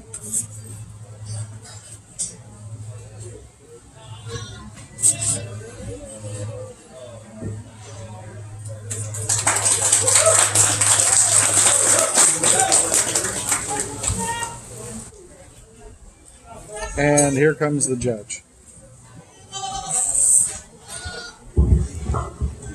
a tough decision as we get into the top end of this class. I think the 4 of these goats hit me pretty hard, and really honestly, we got 5 and 6. It goes, y'all are the 5 or 6 that came in the gate. I was like, all right, those are going to be that top end, that top echelon, and then we'll kind of sort from there. And then as we get into like this top 6, you got to start picking and choosing. There's some minor variances, some minor some changes as you would of these goats. I think you just got to kind of pick and choose them. Then we land up on these 4, and these are 4 that I like just a whole bunch. Note the young lady in the blue didn't get pulled on that initial sort because she was kind of far enough in the line where she was already going to be about where we needed that particular goat. It comes down to some decisions on these top 3, and I think you can probably interchange them a little bit because they all offer some pieces and parts to the puzzle that are more than acceptable. The one that I land on to win the class, though, is the young lady in yellow. She does just a great job of getting that thing presented and probably helps get that goat even higher. You talk about one that is neat to look at from the side. I love his extra extension through the front third of his body, his height of his shoulder, super round in terms of his rib cage and his body cavity. I appreciate a goat like him that is long from flank to flank. Oftentimes we see these short little putty ones. There's nothing short or putty about him. From his forward to his rear flank relation, I love that. You say the motion. I think he's more than athletic enough in terms of his body style, type, and kind. You go down to the ground, he's stout enough in his feature. There's more than a bone work there. He progressively widens down his top. His hip shape kind of throws him apart from the rest of them. When you stand off on a 3/4 view, you have to appreciate the dimension that he has from hooks to pins out through his hip and down to the base of the ground. You know, his question is, you know, at times, I think he's still very immature in his type and in his time. He definitely has not hit 12 o'clock yet. I think he's probably closer to 10:30 versus 12. He's one that still has some extra gas, and that immaturity kind of makes him at times look a little harder at the base of his forehead compared to the one that comes out in second. But when you just kind of put all the parts there, that one's got to be the one to come out. If you want to grab the young lady in second because of the big legs, the stout feature, and the extra shot of power, I'm not going to argue with you. That goat has got a lot of muscle and touches exceptionally well. I love how bold he is up high. I love the shape and dimension that you put into his rack shape. I mean, it takes a lot of work to get that rack to curl up. He's just so trim and athletic in his lines. He's still shallow enough about his chest where he's deep and soggy in his rear flank. Loads and loads of muscle. Where we come down in second, we just don't balance up as well at times. When we set him in motion, he gets a little shorter neck, a little out there, which he's cracked open as all get out. But he gets a little rounder about the point of the shoulder, and at times he just doesn't balance up quite as well as what we see in the class winner. But you got your pretty power, hard handling one, then you got your power one that's got tons of shape in second. That's a pair that gets kind of fun. The one that lands in third is probably the most immature by some standard, and these from the side. If we were going to judge them from the side, we weren't going to touch them, and we were just going to stand right in front of them at a two-dimensional look. That goat gets up to the top easy. Tile fronted, super neat to look at. One that progressively widens to the back part of his body. I can't tell you much I appreciate how shallow his chest floor is, and it runs up between his blades. His shoulders the right kind. Consequently, though, we run out when he makes the corner. We study him in the gate. We make that corner. Study him on that 3/4 view. He just gets too narrow at his chest. We got to open that guy. When he comes at me, I want to pull him apart. We pull him apart. That's going to allow him to be a little bigger back, especially right behind the shoulder. And then we get on a different side of the class. Young lady shows this one a little more non-traditional style, and I'm okay with that. Big legs cracked open off either end of his skeleton. Got a big old forearm in him. Loads and loads of power in that goat. And you have to appreciate his top side skeletal dimension, his width out of his hip, and its width down to the ground. Where we drop him down in 4 of those, when you just step in right behind him, he gets a little flatter from his hip to his stifle to the inside portions of his leg. And because we show him a little more non-traditional at times, we get too lazy in our top line compared to the ones that are directly ahead of you. But I think that was just a super challenging class. Very good, very high quality. Let's give these kids a round of applause. So that will conclude Class 2. Waiting in the wings is Class 3 of the Market Goat Show. And that's actually going to put us about halfway through with the show, because there are 5 classes. There are 21. Division 2, breed champion, Sophia Zimmerman. Second place, reserve breed champion, Chloe Newton, San Antonio Christian School. Third place,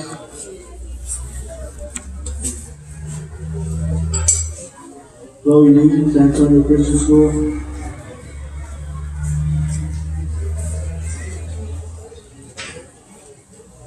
Fourth place, Maya Meaton, San Antonio Christian School. Fifth place, Renee Mascaro, Southside FFA. Sixth place, Pearl Wagner, Helotes 4-H LSP. Seventh place, Montana Bell, Southside FFA. Eighth place, Dylan Gaza, East Central FFA.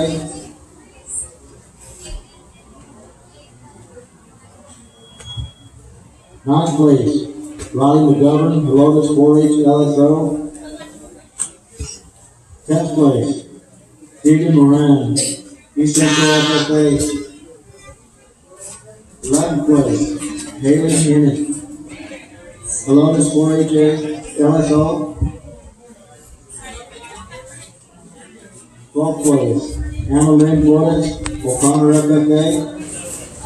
13th place, Charlie Chavez, Southside FFA. 14th place, Celestine Chacron, Southwest FFA. And 15th place, Bianca Scott Shane, Helotes 4-H LSP. Give these kids a round of applause.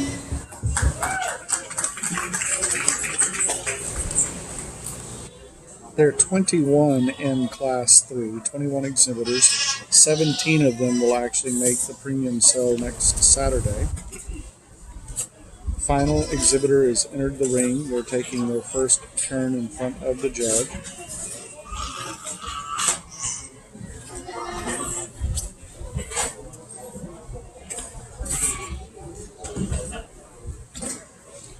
Will it work? Yeah? Okay. But it gives you something. I'll put it in water room.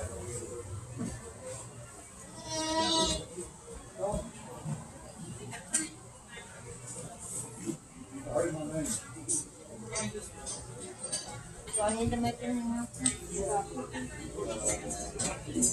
Where's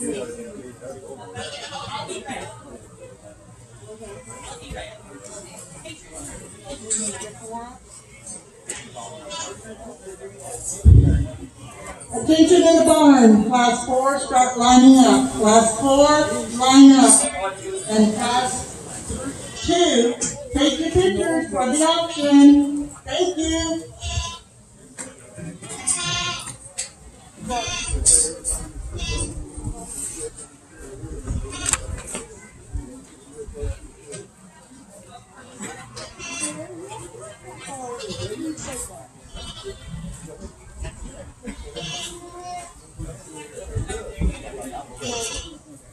As the judge is coming to make his first evaluation of the individual animal, you'll notice that the exhibitor has the animal brace.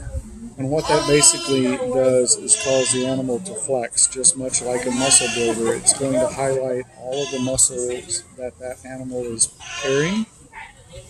This way the judge can evaluate the muscle quality of that animal. It's being evaluated from a carcass standpoint, knowing that it is going into the market, the meat market, and so he's actually going to be concerned about how much meat that animal has and possesses. That's what they're being judged on, and one of the ways that the exhibitor has to highlight that is by having that animal flex, and that's done when he braces the animal.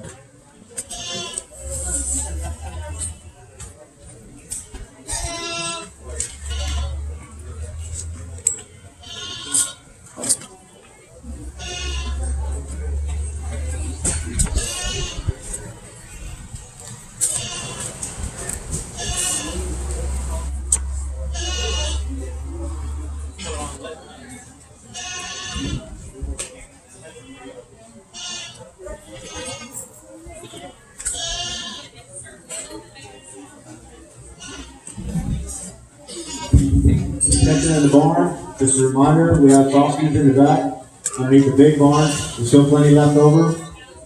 Rudy's barbecue. Yeah, thank you, Tim, for coming out, donating. Thank you.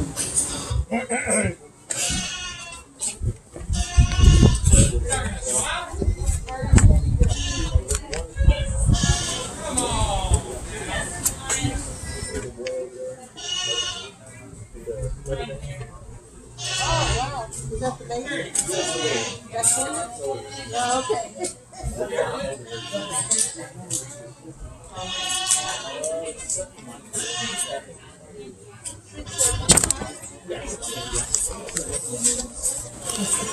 I don't know if that's I might have to strike some more to do. I tried to slide something before you, so then you could head on fire. The bottom weight in this class is 82 pounds and the top weight is 88, so there's really 6 pounds that separate each individual, so it is going to be a very uniform class as well.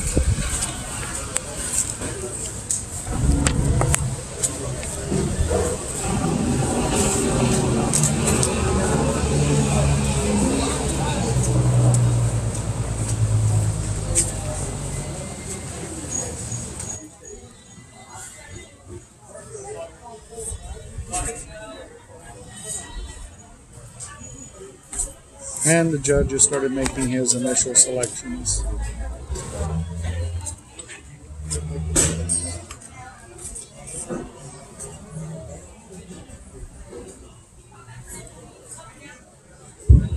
Our showmanship judge today is going to be Weldon Riggs.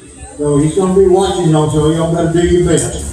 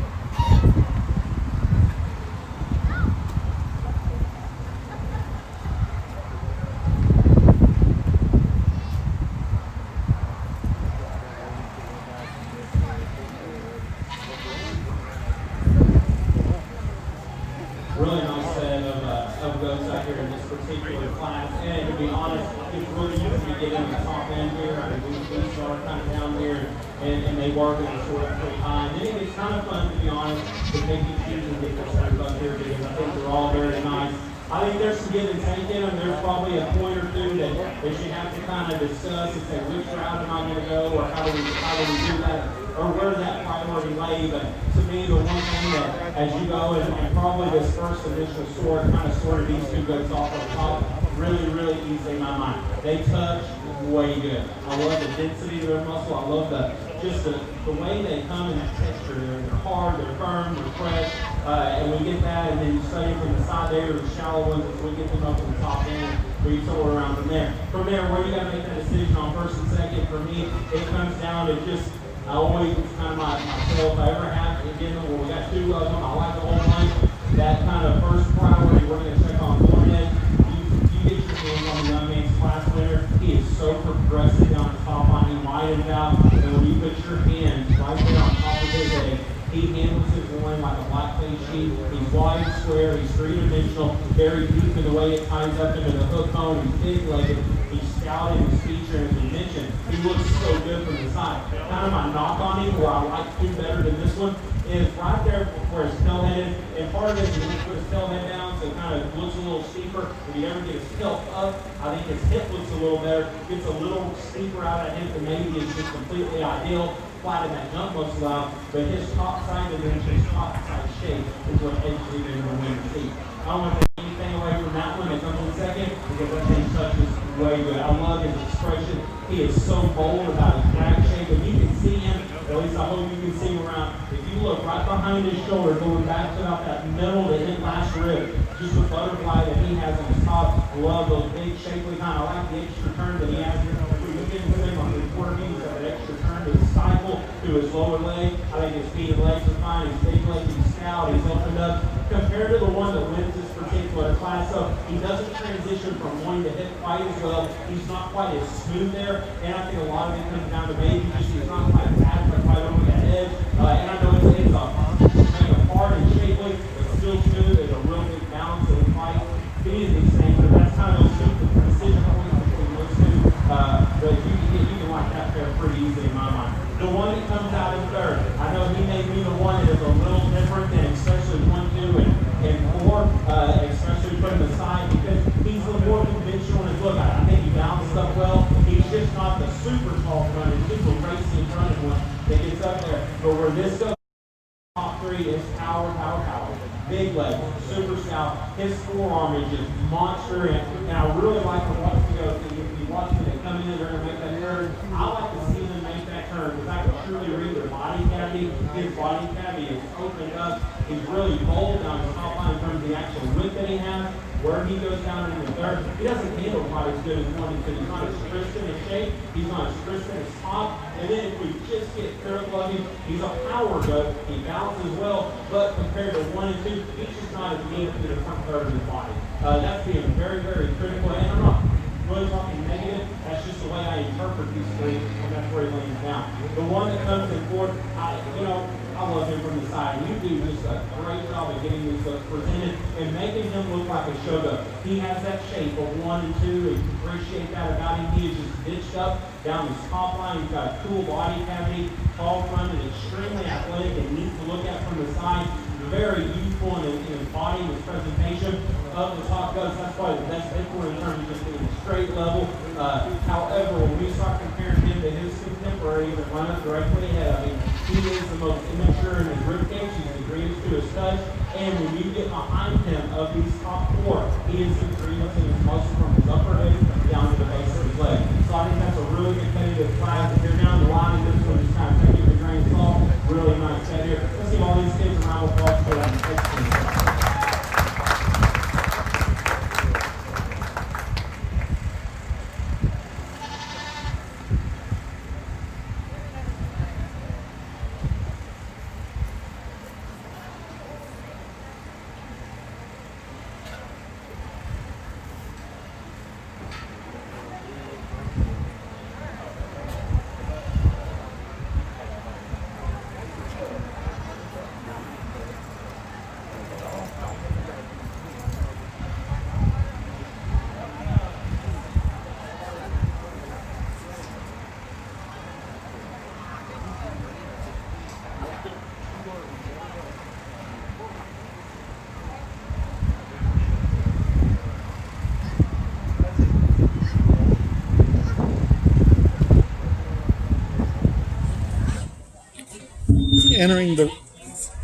Entering the ring now is Class 4, and there are 22 exhibitors in Class 4.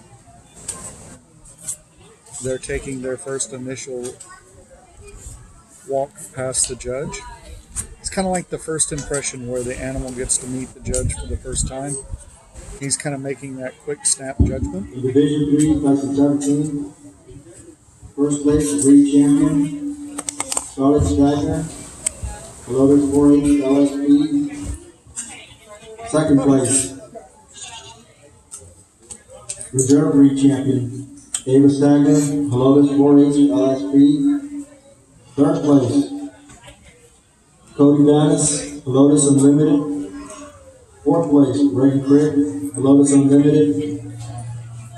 Fifth place, Deacon Stagner, Lotus 4-H LSP. Sixth place, Alexandria Salazar. Seventh place, Chloe Newton, San Antonio Christian School. Eighth place, Montana Bevel, Southside FFA. Ninth place, Sawyer Davis, St. Hedwig 4-H. 10th place, Scarlet Stagner, Lotus 4-H LSP. 11th place, Stephen Moran, East Central FFA. 12th place, Lene McLean, Lotus 4-H LSO.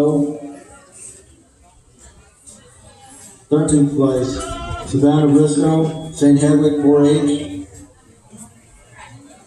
14th place, Elizabeth Wayne, Lotus 4-H LSP. 15th place, Natalie McGovern, Lotus 4-H LSO. 16th place, Anais Galvan. And forgive me if I spelled that first name wrong. 16th place, Helotes 4-HP, and 17th place, Sarah Quinn, East Central FFA. Give these kids a nice round of applause.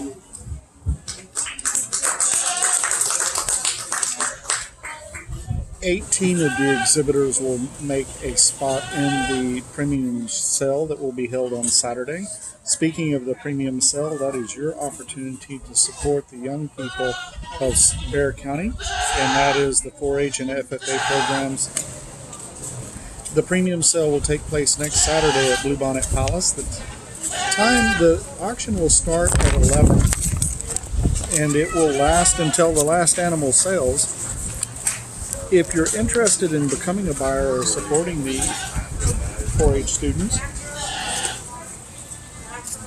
you can log on to the website for Bear County Junior Livestock Show, and they will be able to give you the information, and you can sign up as a buyer. Because of the pandemic, space may be limited to only buyers. Buyer registration begins at 10 a.m. and all pandemic protocols will be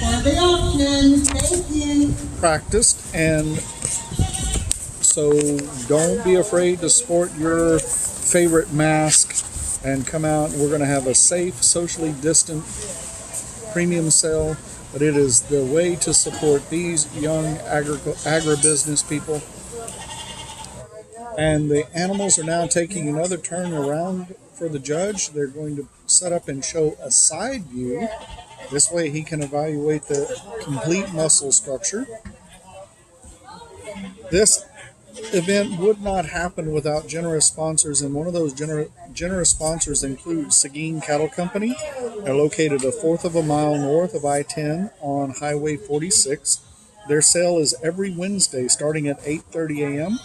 You can call 830-379-9955. The Lunsman brothers have been running the Seguin Cattle Company for a long time. The goat and sheep sale every Wednesday at 8:30. Cattle sale begins every Wednesday at 10 noon. And thank you to the guys at Seguin Cattle Company for supporting this event. Couldn't happen without your generosity. Also, Gill's Boot and Western Wear. San Antonio's Work Boot headquarters is a proud sponsor of the 2020 Bear County Junior Livestock Show, and they're located at 4803 Rigsby Avenue. And you can reach out to them by calling 210-333-5241.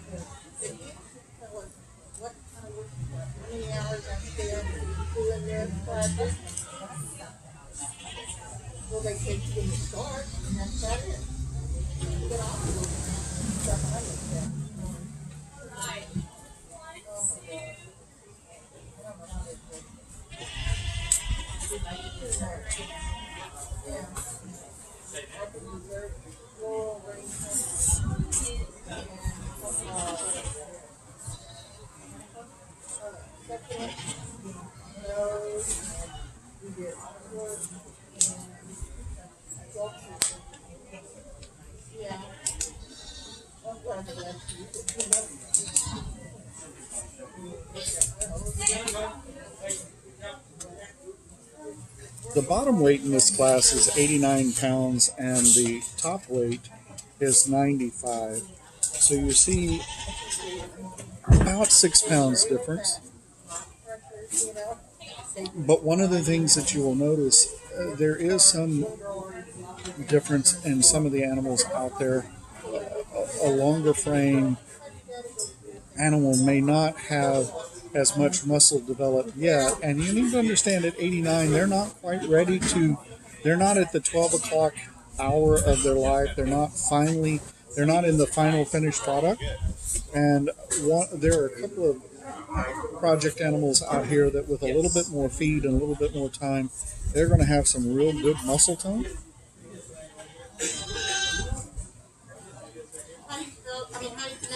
But that goes back to having that crystal ball, understanding the muscle structure, understanding the skeletal structure, and the build that's going to be there. Takes a little bit of time.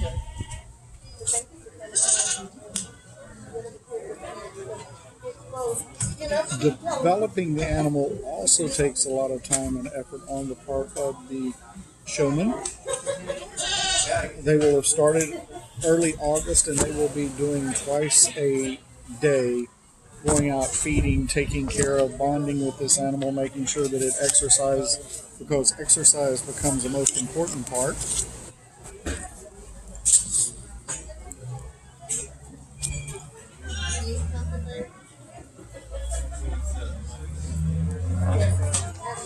The judge is starting to make his final selections.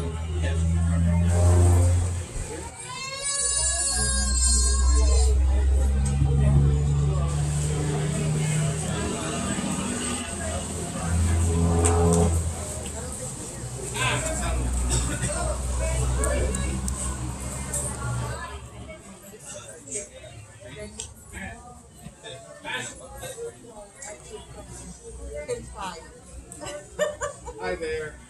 You were here really hoping to see if there's footage from the other days of the show and share it with us. That's something we're able to do. We have video footage.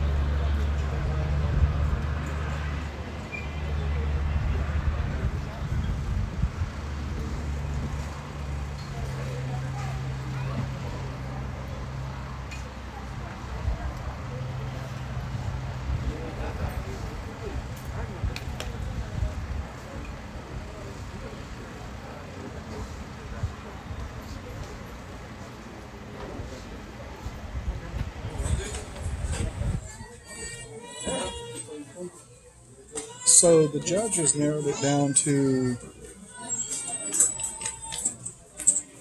his top 5, and he's spending a little extra time on the top 5. One of the reasons that you're seeing that it's taking a little bit longer between classes is because this particular class, there is 6 pounds difference, and what I like about this class is it highlights the difference in a taller goat. A longer goat is going to require a little bit more feed. It's going to require a little bit more weight to develop those muscles that you see bulging with some of the others.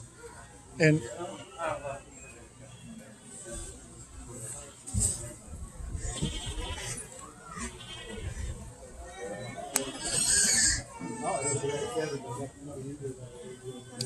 so it becomes very important about selection, and he has made his final selection.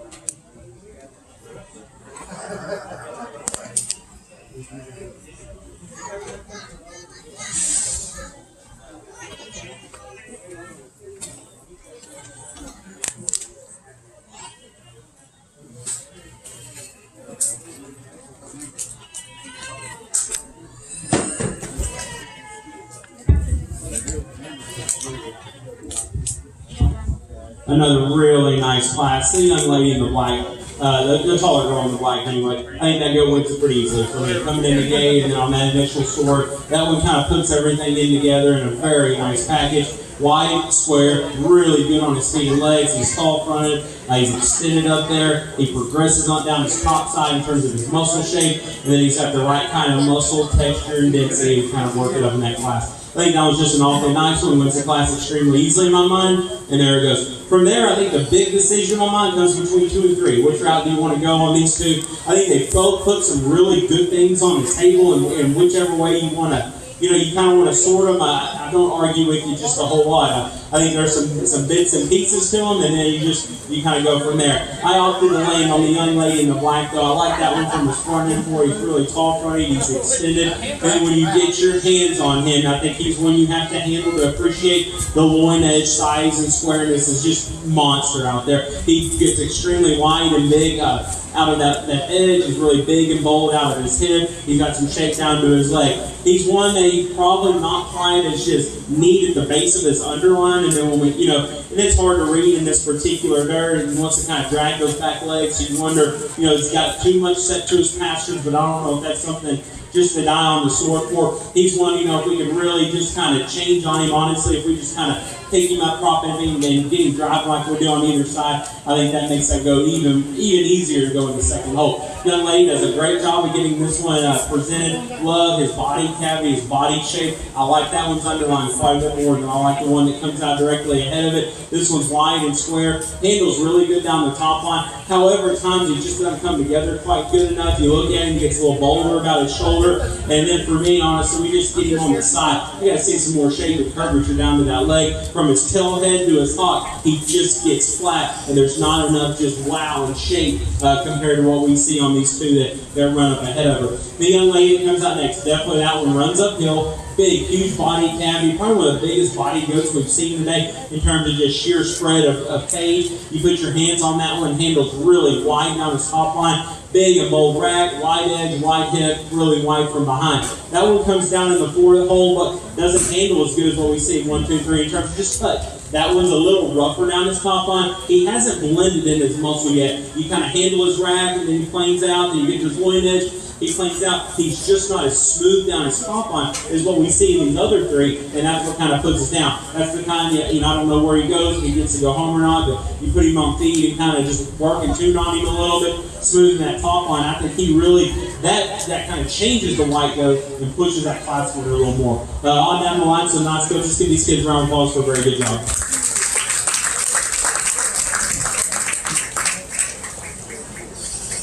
So Class 4 is exiting the arena, and Class 5 will be entering, and that is the last class. And there are 23 exhibitors in the final class.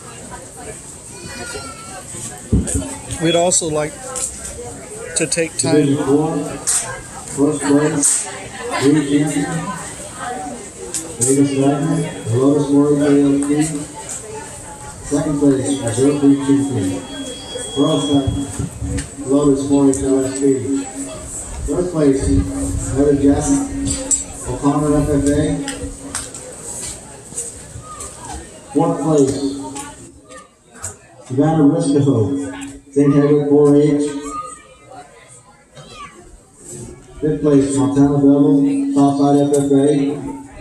Sixth place, Mauricio Galvan, Lotus 4-H LSP.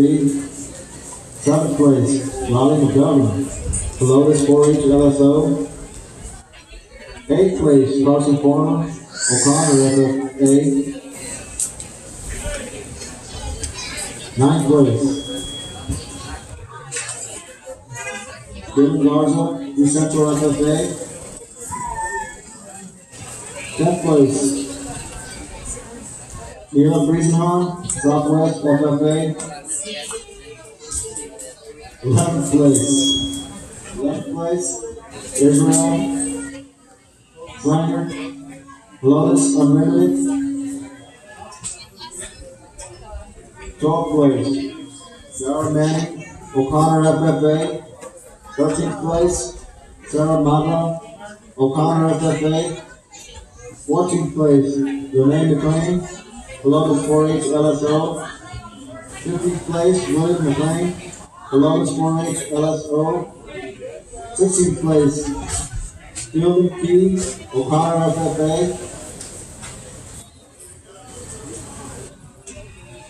17th place, Aviana Rodriguez, O'Connor FFA. 18th place, Tatum Butler, O'Connor FFA.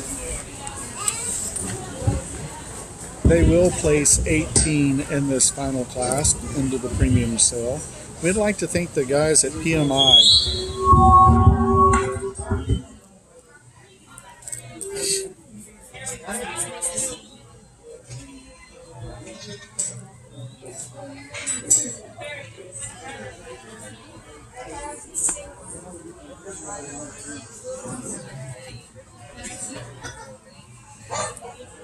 We would like to thank the guys at PMI, Pipe, Steel, Supplies, Fencing, making a difference in the lives of youth every day. They're located in San Antonio, High, Hondo, Robstown, Kerrville, Jordanton, and Laredo. You can find them at 6385 Highway 87 East in San Antonio, or locate them on the web, www.pipemovers.com. Give them a call at 210-223-7473. And if you go by and see them, say thank you for supporting the 2020 Bexar County Junior Livestock Show.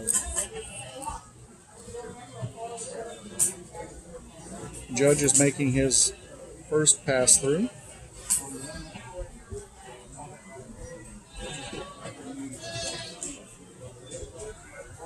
We'd also like to thank Awards Marked, Sherry Graybill, creating lifetime memories since 1985.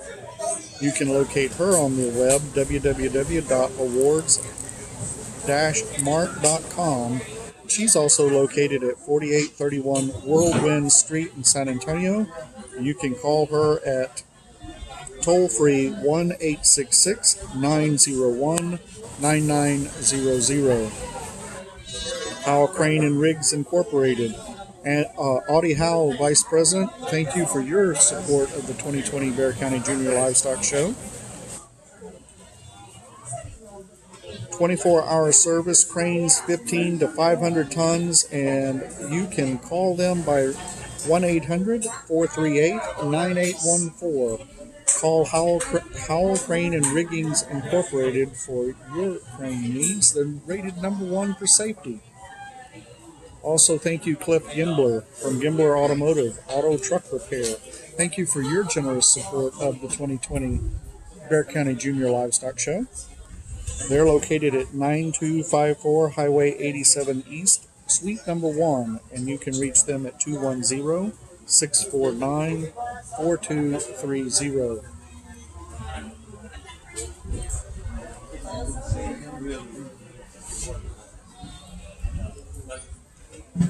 And Building Designs, your reliable source for dependable shelters. Go by and see Valerie Carson, the office manager. They provide cabins, cottage, gazebos, industrial buildings, barns, garage, carports, storage, offices. So any exhibitor that's out there wanting to build a new exhibit barn, reach out to Building Designs and they will take care of you. You can locate them on the web at www.mybuildingdesigns.com. or call their office at 210-648-7200. Exhibitors are now taking the animal and walking them around the arena so that the judge can get a side view. He's also evaluating the ease of movement that the animal has. One of the reasons being is because they're not at the 12 o'clock hour. So they may be entering a feed facility after this, and they want to make sure that they can move around, that there is not any stiffness that's going to prevent them from finishing out. And the bottom weight in this class is 96 pounds, with the top weight being 120. So there is a large difference in weight in this class.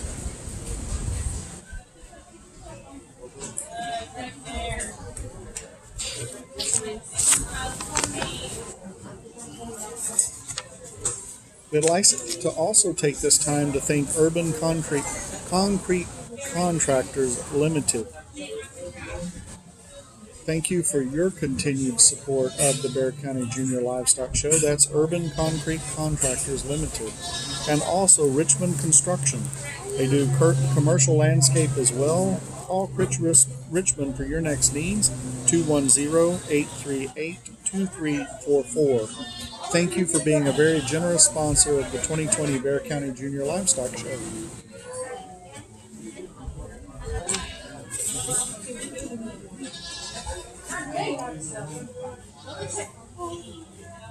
Attention up there in the barn. At the conclusion of Class 5 here, we're going to need all our first and second place goats back up here. Our breed champions will be back, line up.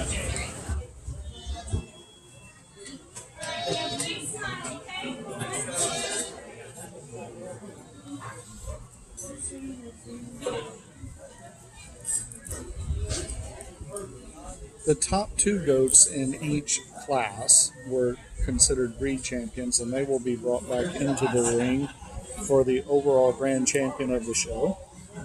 That will happen at the conclusion of this last class. I'd also like to extend our thanks to Texas Farm Bureau for their generous support and sponsoring lots of the championship buckles. Texas Farm Bureau, call them for your insurance needs.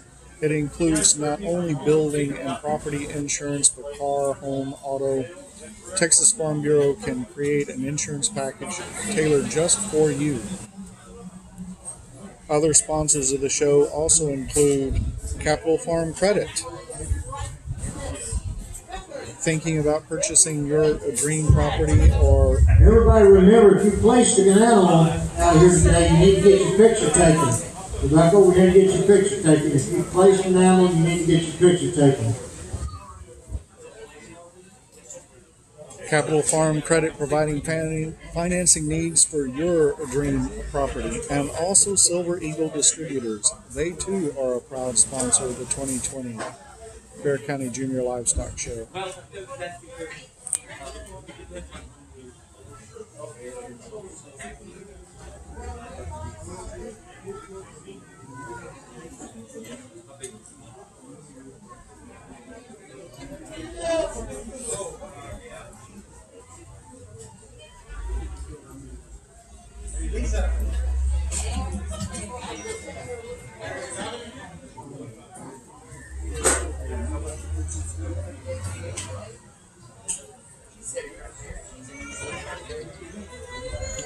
The judge has started making his initial selection.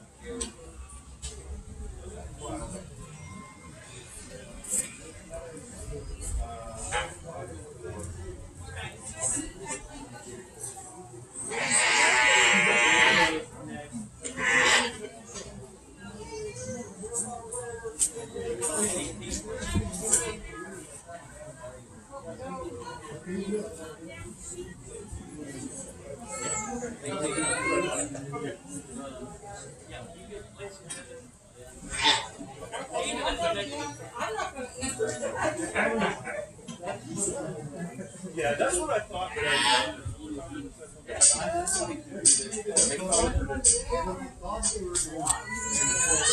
what I thought. So I came to you want to do something?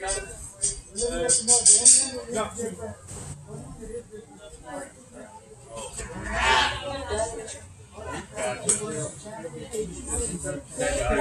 Gotcha. All right, well, thank you. That's true. That needs to be clear.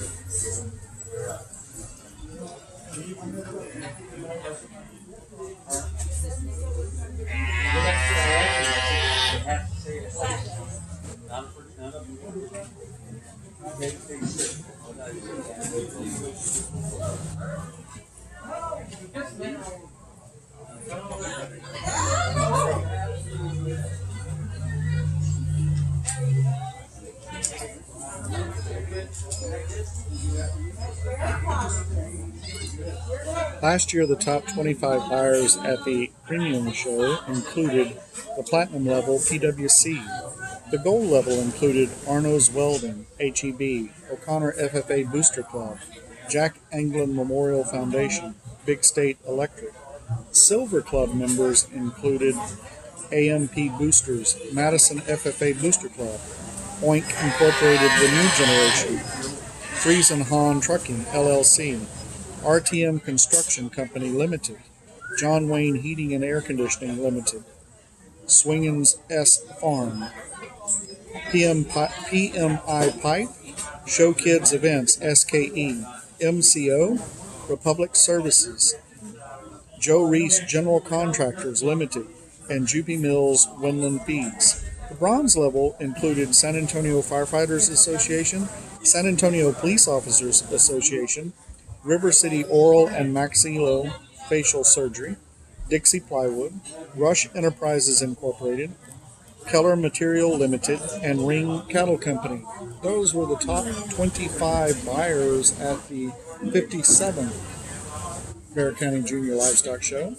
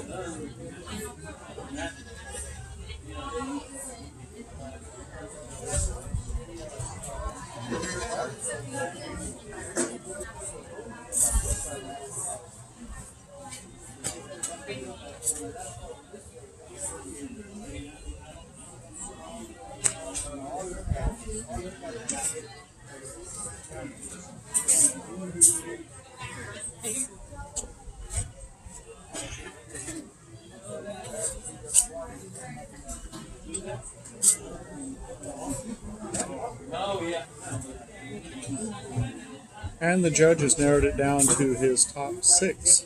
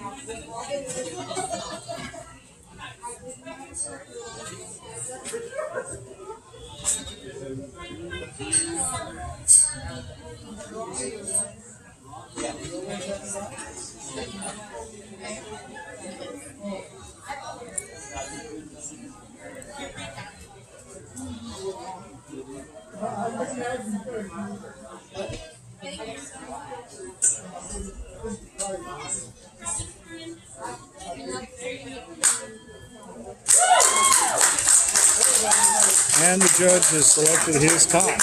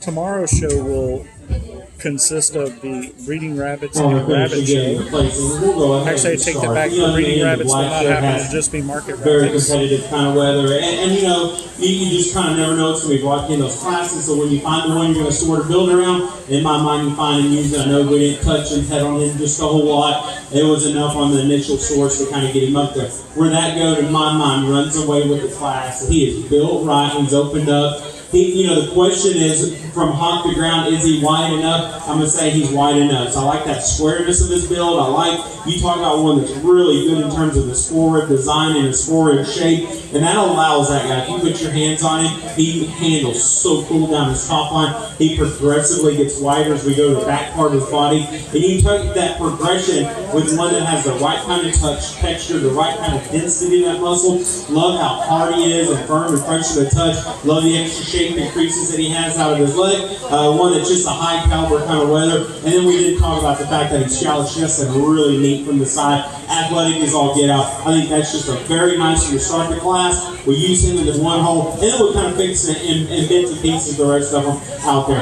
The young lady's saddleback. I know he didn't want to handle good or jump up and didn't want to give us a handle, but it's one of those goats that just kind of takes one touch, and you know where he needs to go in the mix because he's extremely square down his top line. He's extremely square down his rack. He handles awfully good, and I'll be honest, the way that kind of spot comes, it makes his top line look a little off. I still read when you get it right on top of him, his top line's good enough. He's one that has some extra shape to his lower leg, like the extra curvature that he has. His body cavity is awfully neat. Compared to the one that wins this particular class, he's just not as crisp down his top line. And be honest, to beat that kind of goat, he's got to drive up into you and really kind of help you out. Him wanting to fight and pull just isn't helping him out from a balance standpoint compared to the class winner.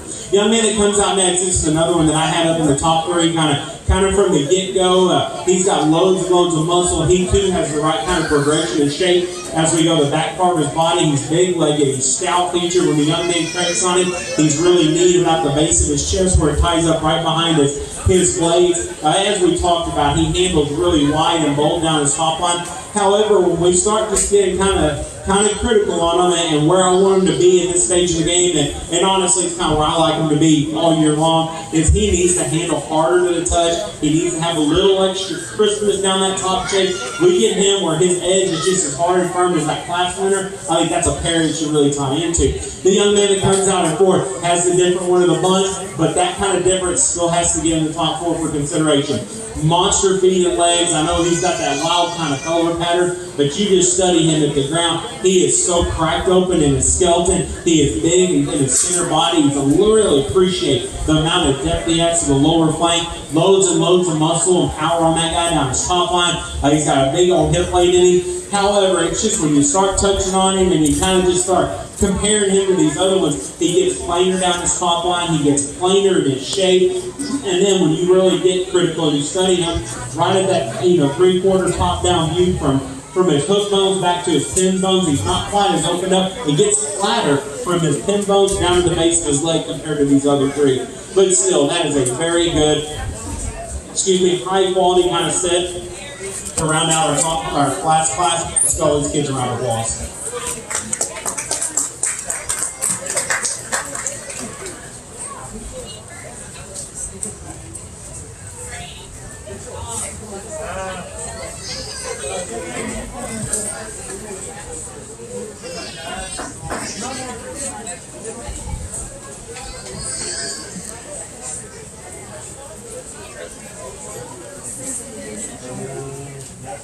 As Class 5 leaves the arena, the breed champions will be coming into the arena for the Grand Champion Drive, and we will declare the Grand Champion of the show.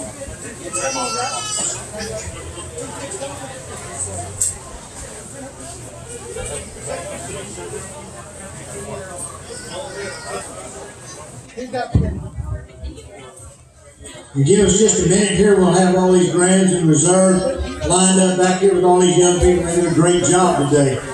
And we'll have our Grand Champion Drive.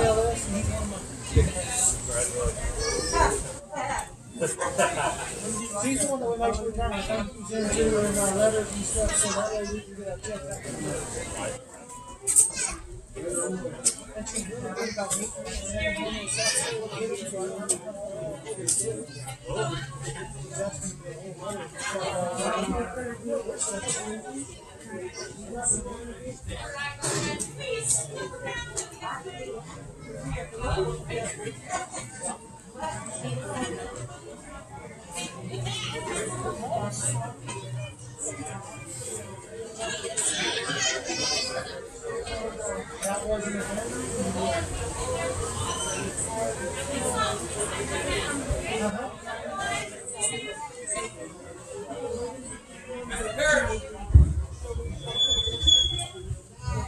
Our grand and reserve champion buckles. The grand champion buckle was donated by Clarence Sultan Plus. The reserve champion by Tim Luton.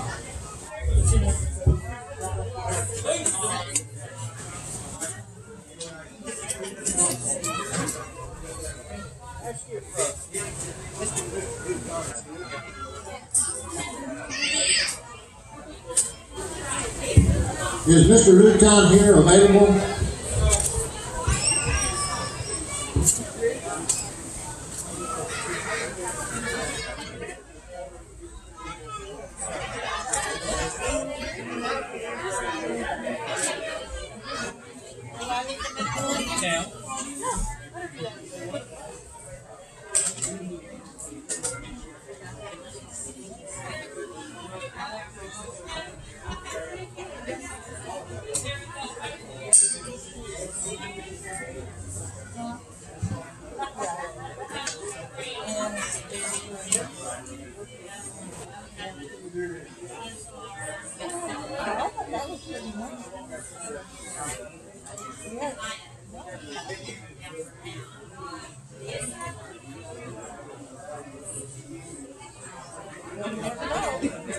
I haven't seen it yet. I hope I can remember.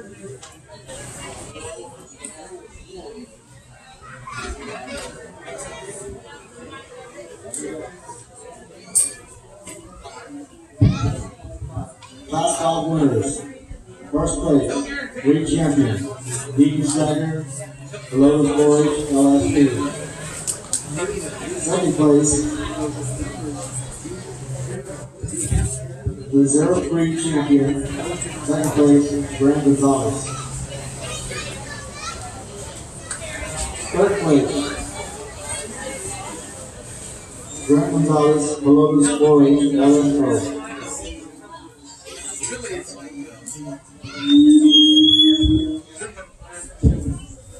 Fourth place, Stephen Moran, East Central FFA. Fifth place, Ashley Cartwright, East Central FFA. Sixth place, Maya Duke, San Antonio Christian School. Seventh place, Haley Friedenheim, Southwest FFA. Eighth place, Victoria Wayne, Lotus 4H LSP. Ninth place, Bradley Wilbur, East Central FFA. 10th place, Brayden Wilford, East Central FFA. 11th place, Jacob Piper, Lotus Unlimited. 12th place, Cody Bannis, Lotus Unlimited. 13th place, Olivia Floyd, Lotus 4H LSP. 14th place, Aaron Manny, O'Connor FFA. 15th place, Olivia Vaughn, O'Connor FFA. 16th place, Skylar Bynum, O'Connor FFA. 17th place, Aubrey Schmidt, Lotus 4H LSP. 18th place, Jacob Piper, Lotus Unlimited. All right, ladies and gentlemen, we can get our breed champion, first place breed champions to come on into the arena. And I want the second place reserve champions to follow up the breed champions in a straight line. So the breed champions are entering the arena. There are 5 breed champions and there'll be 5 reserve champions. It is from this group that the judge is going to pick the grand champion of the show.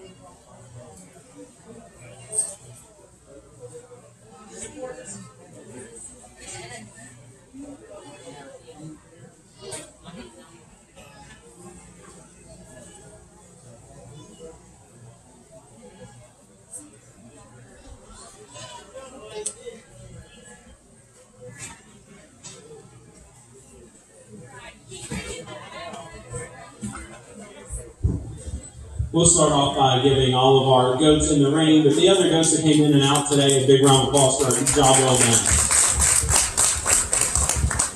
As we said earlier in the nose, we're going to go ahead and do this again here in the champion. So So exhibitors, if y'all want to relax a minute, it's okay. I'm not judging showmanship, so I'm not gonna hurt you for it. But if y'all want to relax for just a moment, then we can fire back into them. But I do want to say thank you to Bear County folks for having me out here. I appreciate y'all giving me the opportunity to come down south and work with your young kids and their projects. I've been very blessed to come down and sort some shows in this area, and it's always fun because you know you're going to have good quality animals, and that's always kind of a bonus getting to judge shows. But y'all got a great set of kiddos here that I think y'all should be really proud of. You can tell they work hard, they put a lot of effort into it, and so they do really good. But as we said in the goats, what I'd like, if you're around the ring right now, I don't care who you are, mom, dad, parent, grandparent, helper, fitter, act teacher, county agent, whatever your role is, I think you need to give your Bear County Junior Livestock Show folks a big round of applause because they did a real good thing today.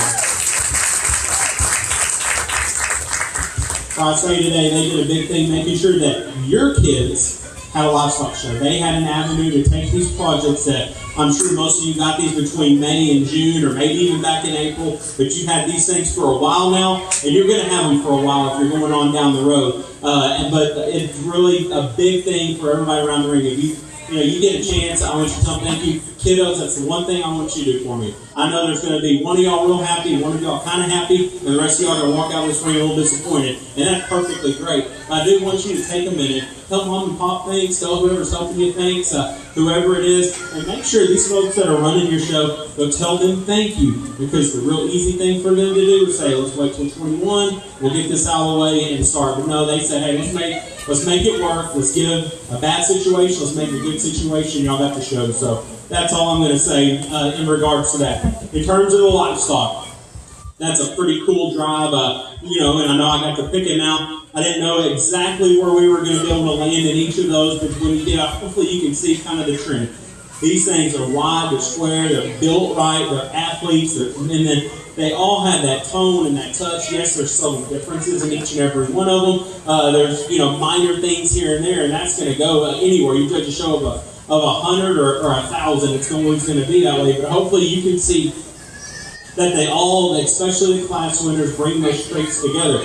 They're athletic, they're attractive, and then they touch good. And what makes this really fun is I look at the class winners. I truly think in my mind, I could go with the lightweight, 2, 3, 4, and 5, and honestly, I could argue with you all day long about which one is the best one. And I think that is really cool, the quality that you get 5 of them out here that are of that kind of nature. When it comes down to naming your champion and reserve, there's 2 of them that I land on real hard in class, and then we get them out in the drive. They're the 2 that I'll land on. I think there are some differences. One of them doesn't want to, in my mind, cooperate and act like a show goat. One of them probably has just a little more shape because of the way that one wants to drive. So you got to kind of take that all into consideration. But these are the 2 that, in my mind, are hands down the best. I think the seconds, that's an awfully nice lineup. Really good to be. If you're second to one of these class winners, I wouldn't get my feelings hurt too bad because those are all nice ones. Somebody else sort of may want to take some of the thicker ones on the other end and move them up for the pretty ones, and I get that. But really nice set. Once again, thank y'all for having me. Kiddos, go tell somebody thank you, especially the folks putting on this show, so we can keep on having them and we can keep on showing. So best of luck to each and every one of you. God bless each and every one of you, and good luck down the road, and we'll go select your champion and reserve right now.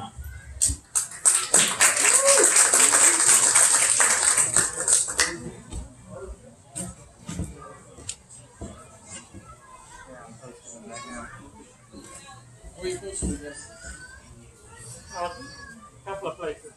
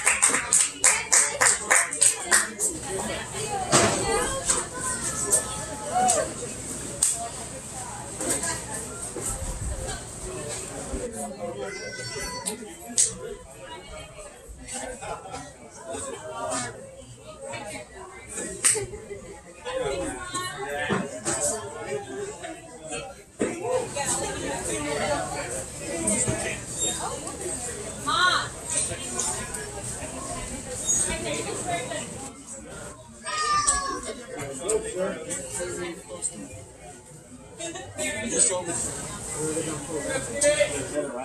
got it on the back of my shoe. Really? Well, I got it on the back of my shoe. All right, ladies and gentlemen, there's some poster numbers being posted out here for showmanship. Go and take a look at those numbers for junior and senior showmanship and see if you're going to come back in the ring for showmanship. You want us to announce it? You want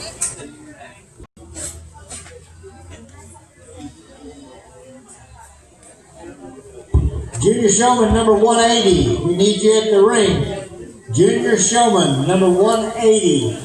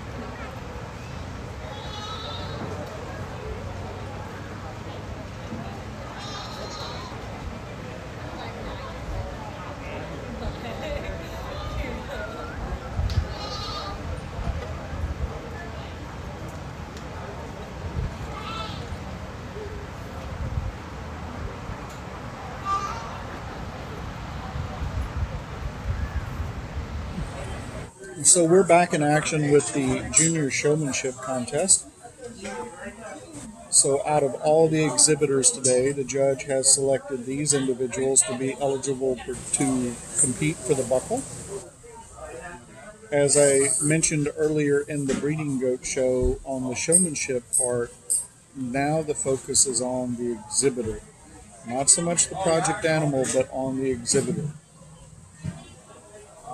Now, the showmanship judge will ask the exhibitor to move the animal, place the animal, work the animal, but he's not looking at the animal in this situation. He's looking at the skills that the showmanship or the showman has.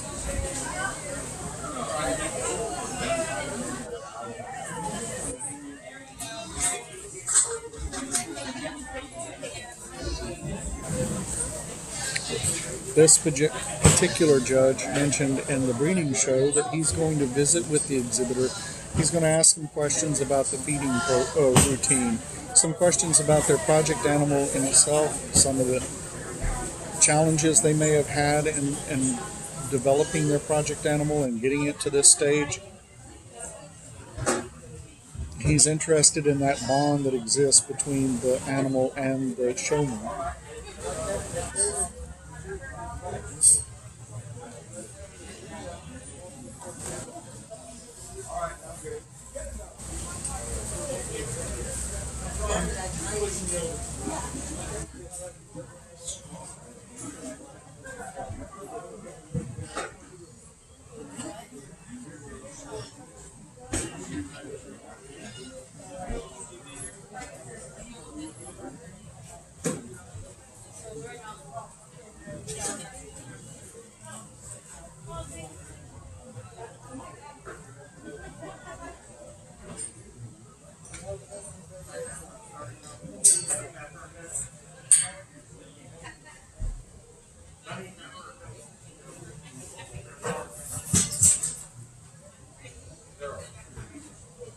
One of the keys of showmanship is you want to make sure you keep the animal between you and the judge at all times. You want the judge's attention to be on that project animal. You're also going to want to make sure that you have good eye contact with the judge. You want to be attentive to the judge's instructions.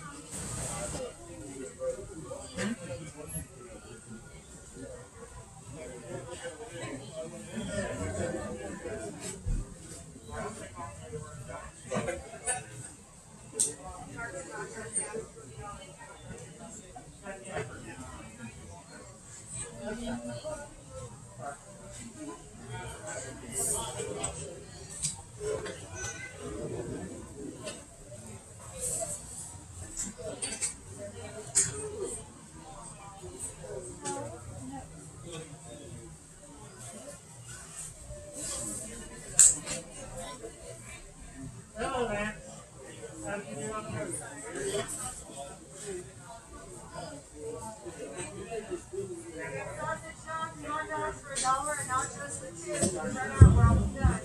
We'll give our judge a round of applause. Weldon Riggs has been around a long time helping these kids.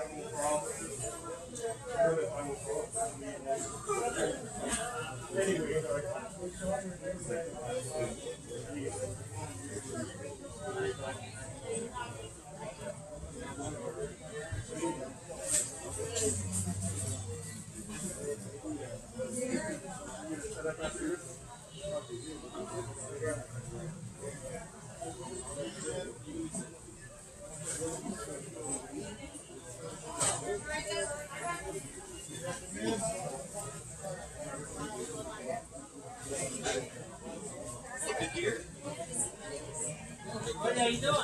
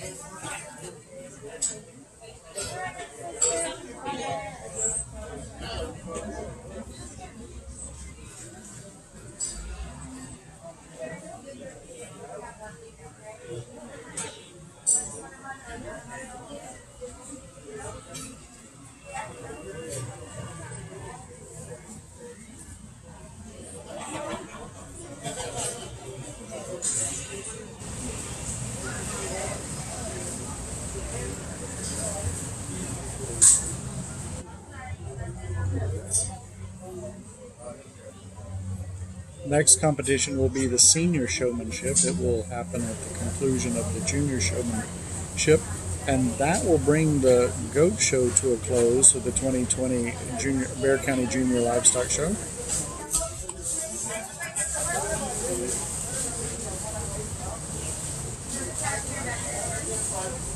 Tomorrow the rabbits will show. They will have the market rabbits tomorrow, and then on Friday the last event will happen, and that is going to be the market swine show. Excuse me, it's not going to be Friday. It will actually be Saturday, I believe.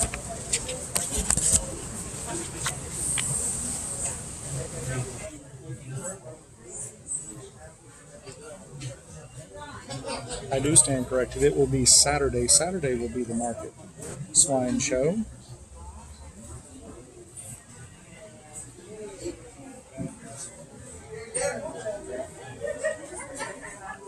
I'd like to remind everybody to have a safe and peaceful New Year's holiday. If you are going to be popping fireworks, please remember that conditions are rather dry.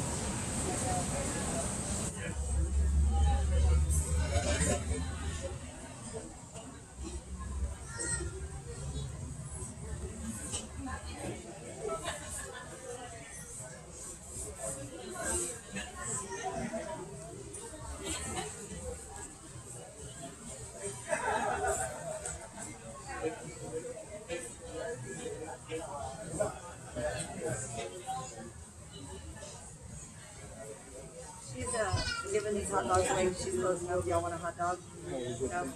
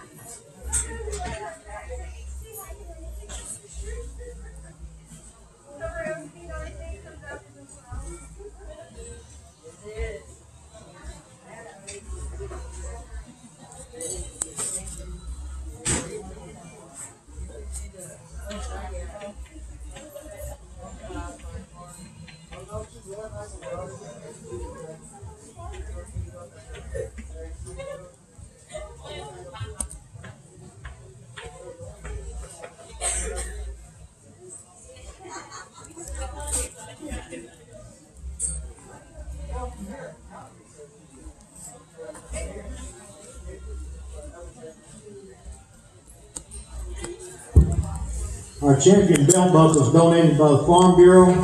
So give them a round. Next time you get by, say thank you for this. It's been a great job. Thank you. Showmanship to me is it's a tough job. Somebody's got to do it, and I appreciate Barrett County asking me to come back this year and do the showmanship. I enjoy showmanship, I really do, because I get to talk to these children and ask them some things, see what they know about their projects, and to see if they know about the management, the growth of their animals. And I learn a lot of things that, when I'm judging showmanship. I learn some new answers or new answers to questions. So, and they give me especially these juniors, they give me joy because they're a lot of fun to work with. They're challenging. I know they're working hard. This young lady whose goat got away from her, and I told her, don't worry about it. It happens to some of the best showmen kids that have been showing for a long time, so you don't worry about it, okay? All right. These 5 youngsters that I pulled out here, they answered questions a little better. I noticed them. I made some marks too during the regular judging, and I observed them as well in there. They followed through. They've done a good job. I liked, especially the way some of these individuals, when they got their ribbons, even though they were way down the line a while ago, they said thank you for that participation ribbon. And I think that's very commendable. I know I saw some that took the ribbon and just walked away. But Mr. Sultan Fuzz, Mr. Rich, you guys, y'all are all, I can't name them, y'all are doing a great job, and thank you. Just as the judge said, thank you, parents, for this. Thank you, leaders.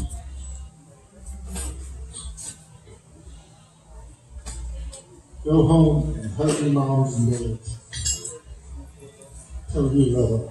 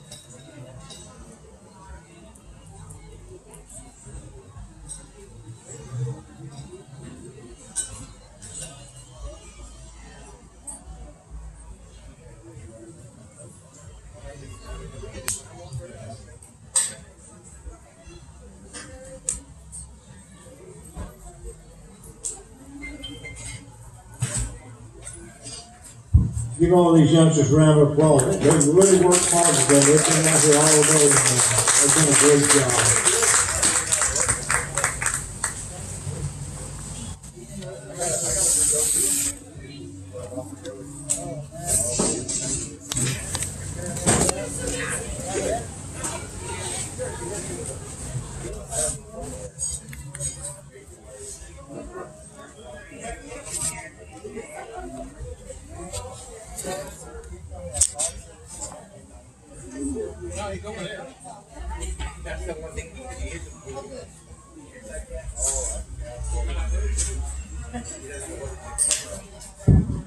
Senior showman, you've got to go in the ring. We need animal number 678. We need you at the ringside. If you're going to show showmanship, 678, we need you here at the ring.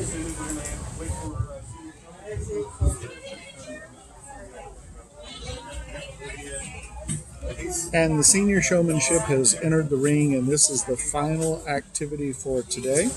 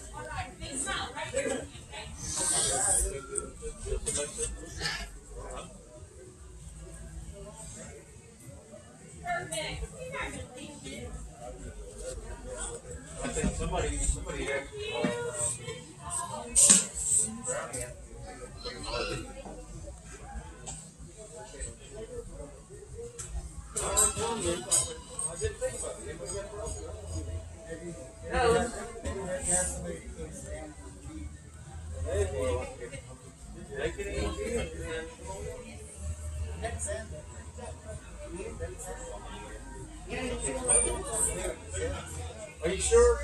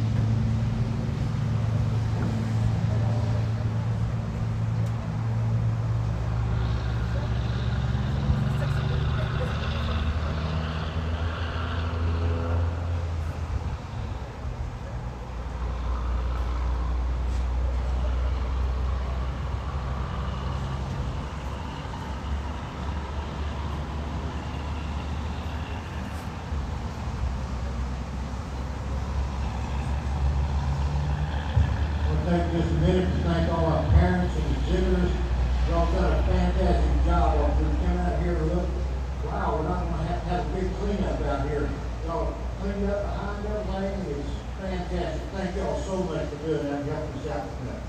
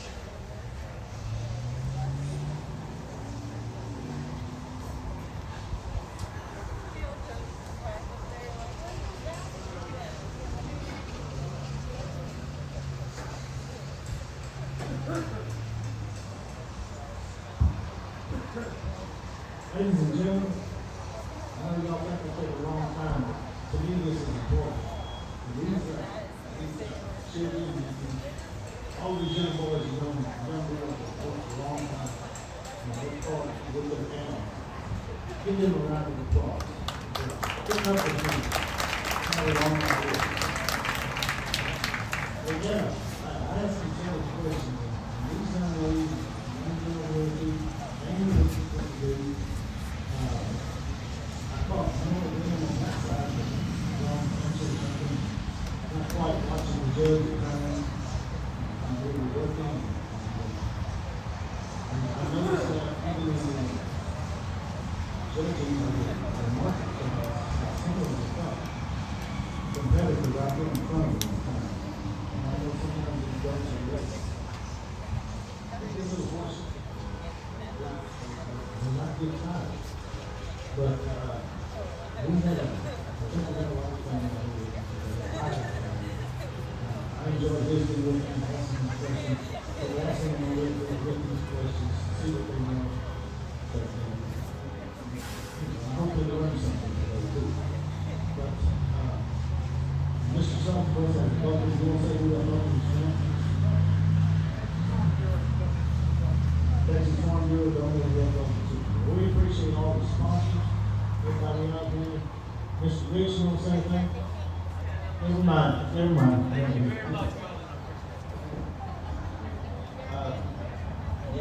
These girls made it tough. They made it tough on me. The champion showman is going to be this lady right here in front of me. Great job.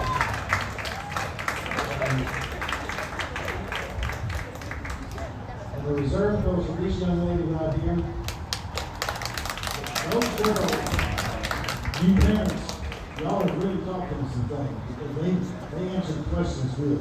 All of these, well, there's a couple of them we learned really good. But it's a great job. Thank you all again for inviting me on. I'm glad that Bear County's got their own facilities. We don't have to worry about things on the livestock show anymore. And let's just keep it up and support this show.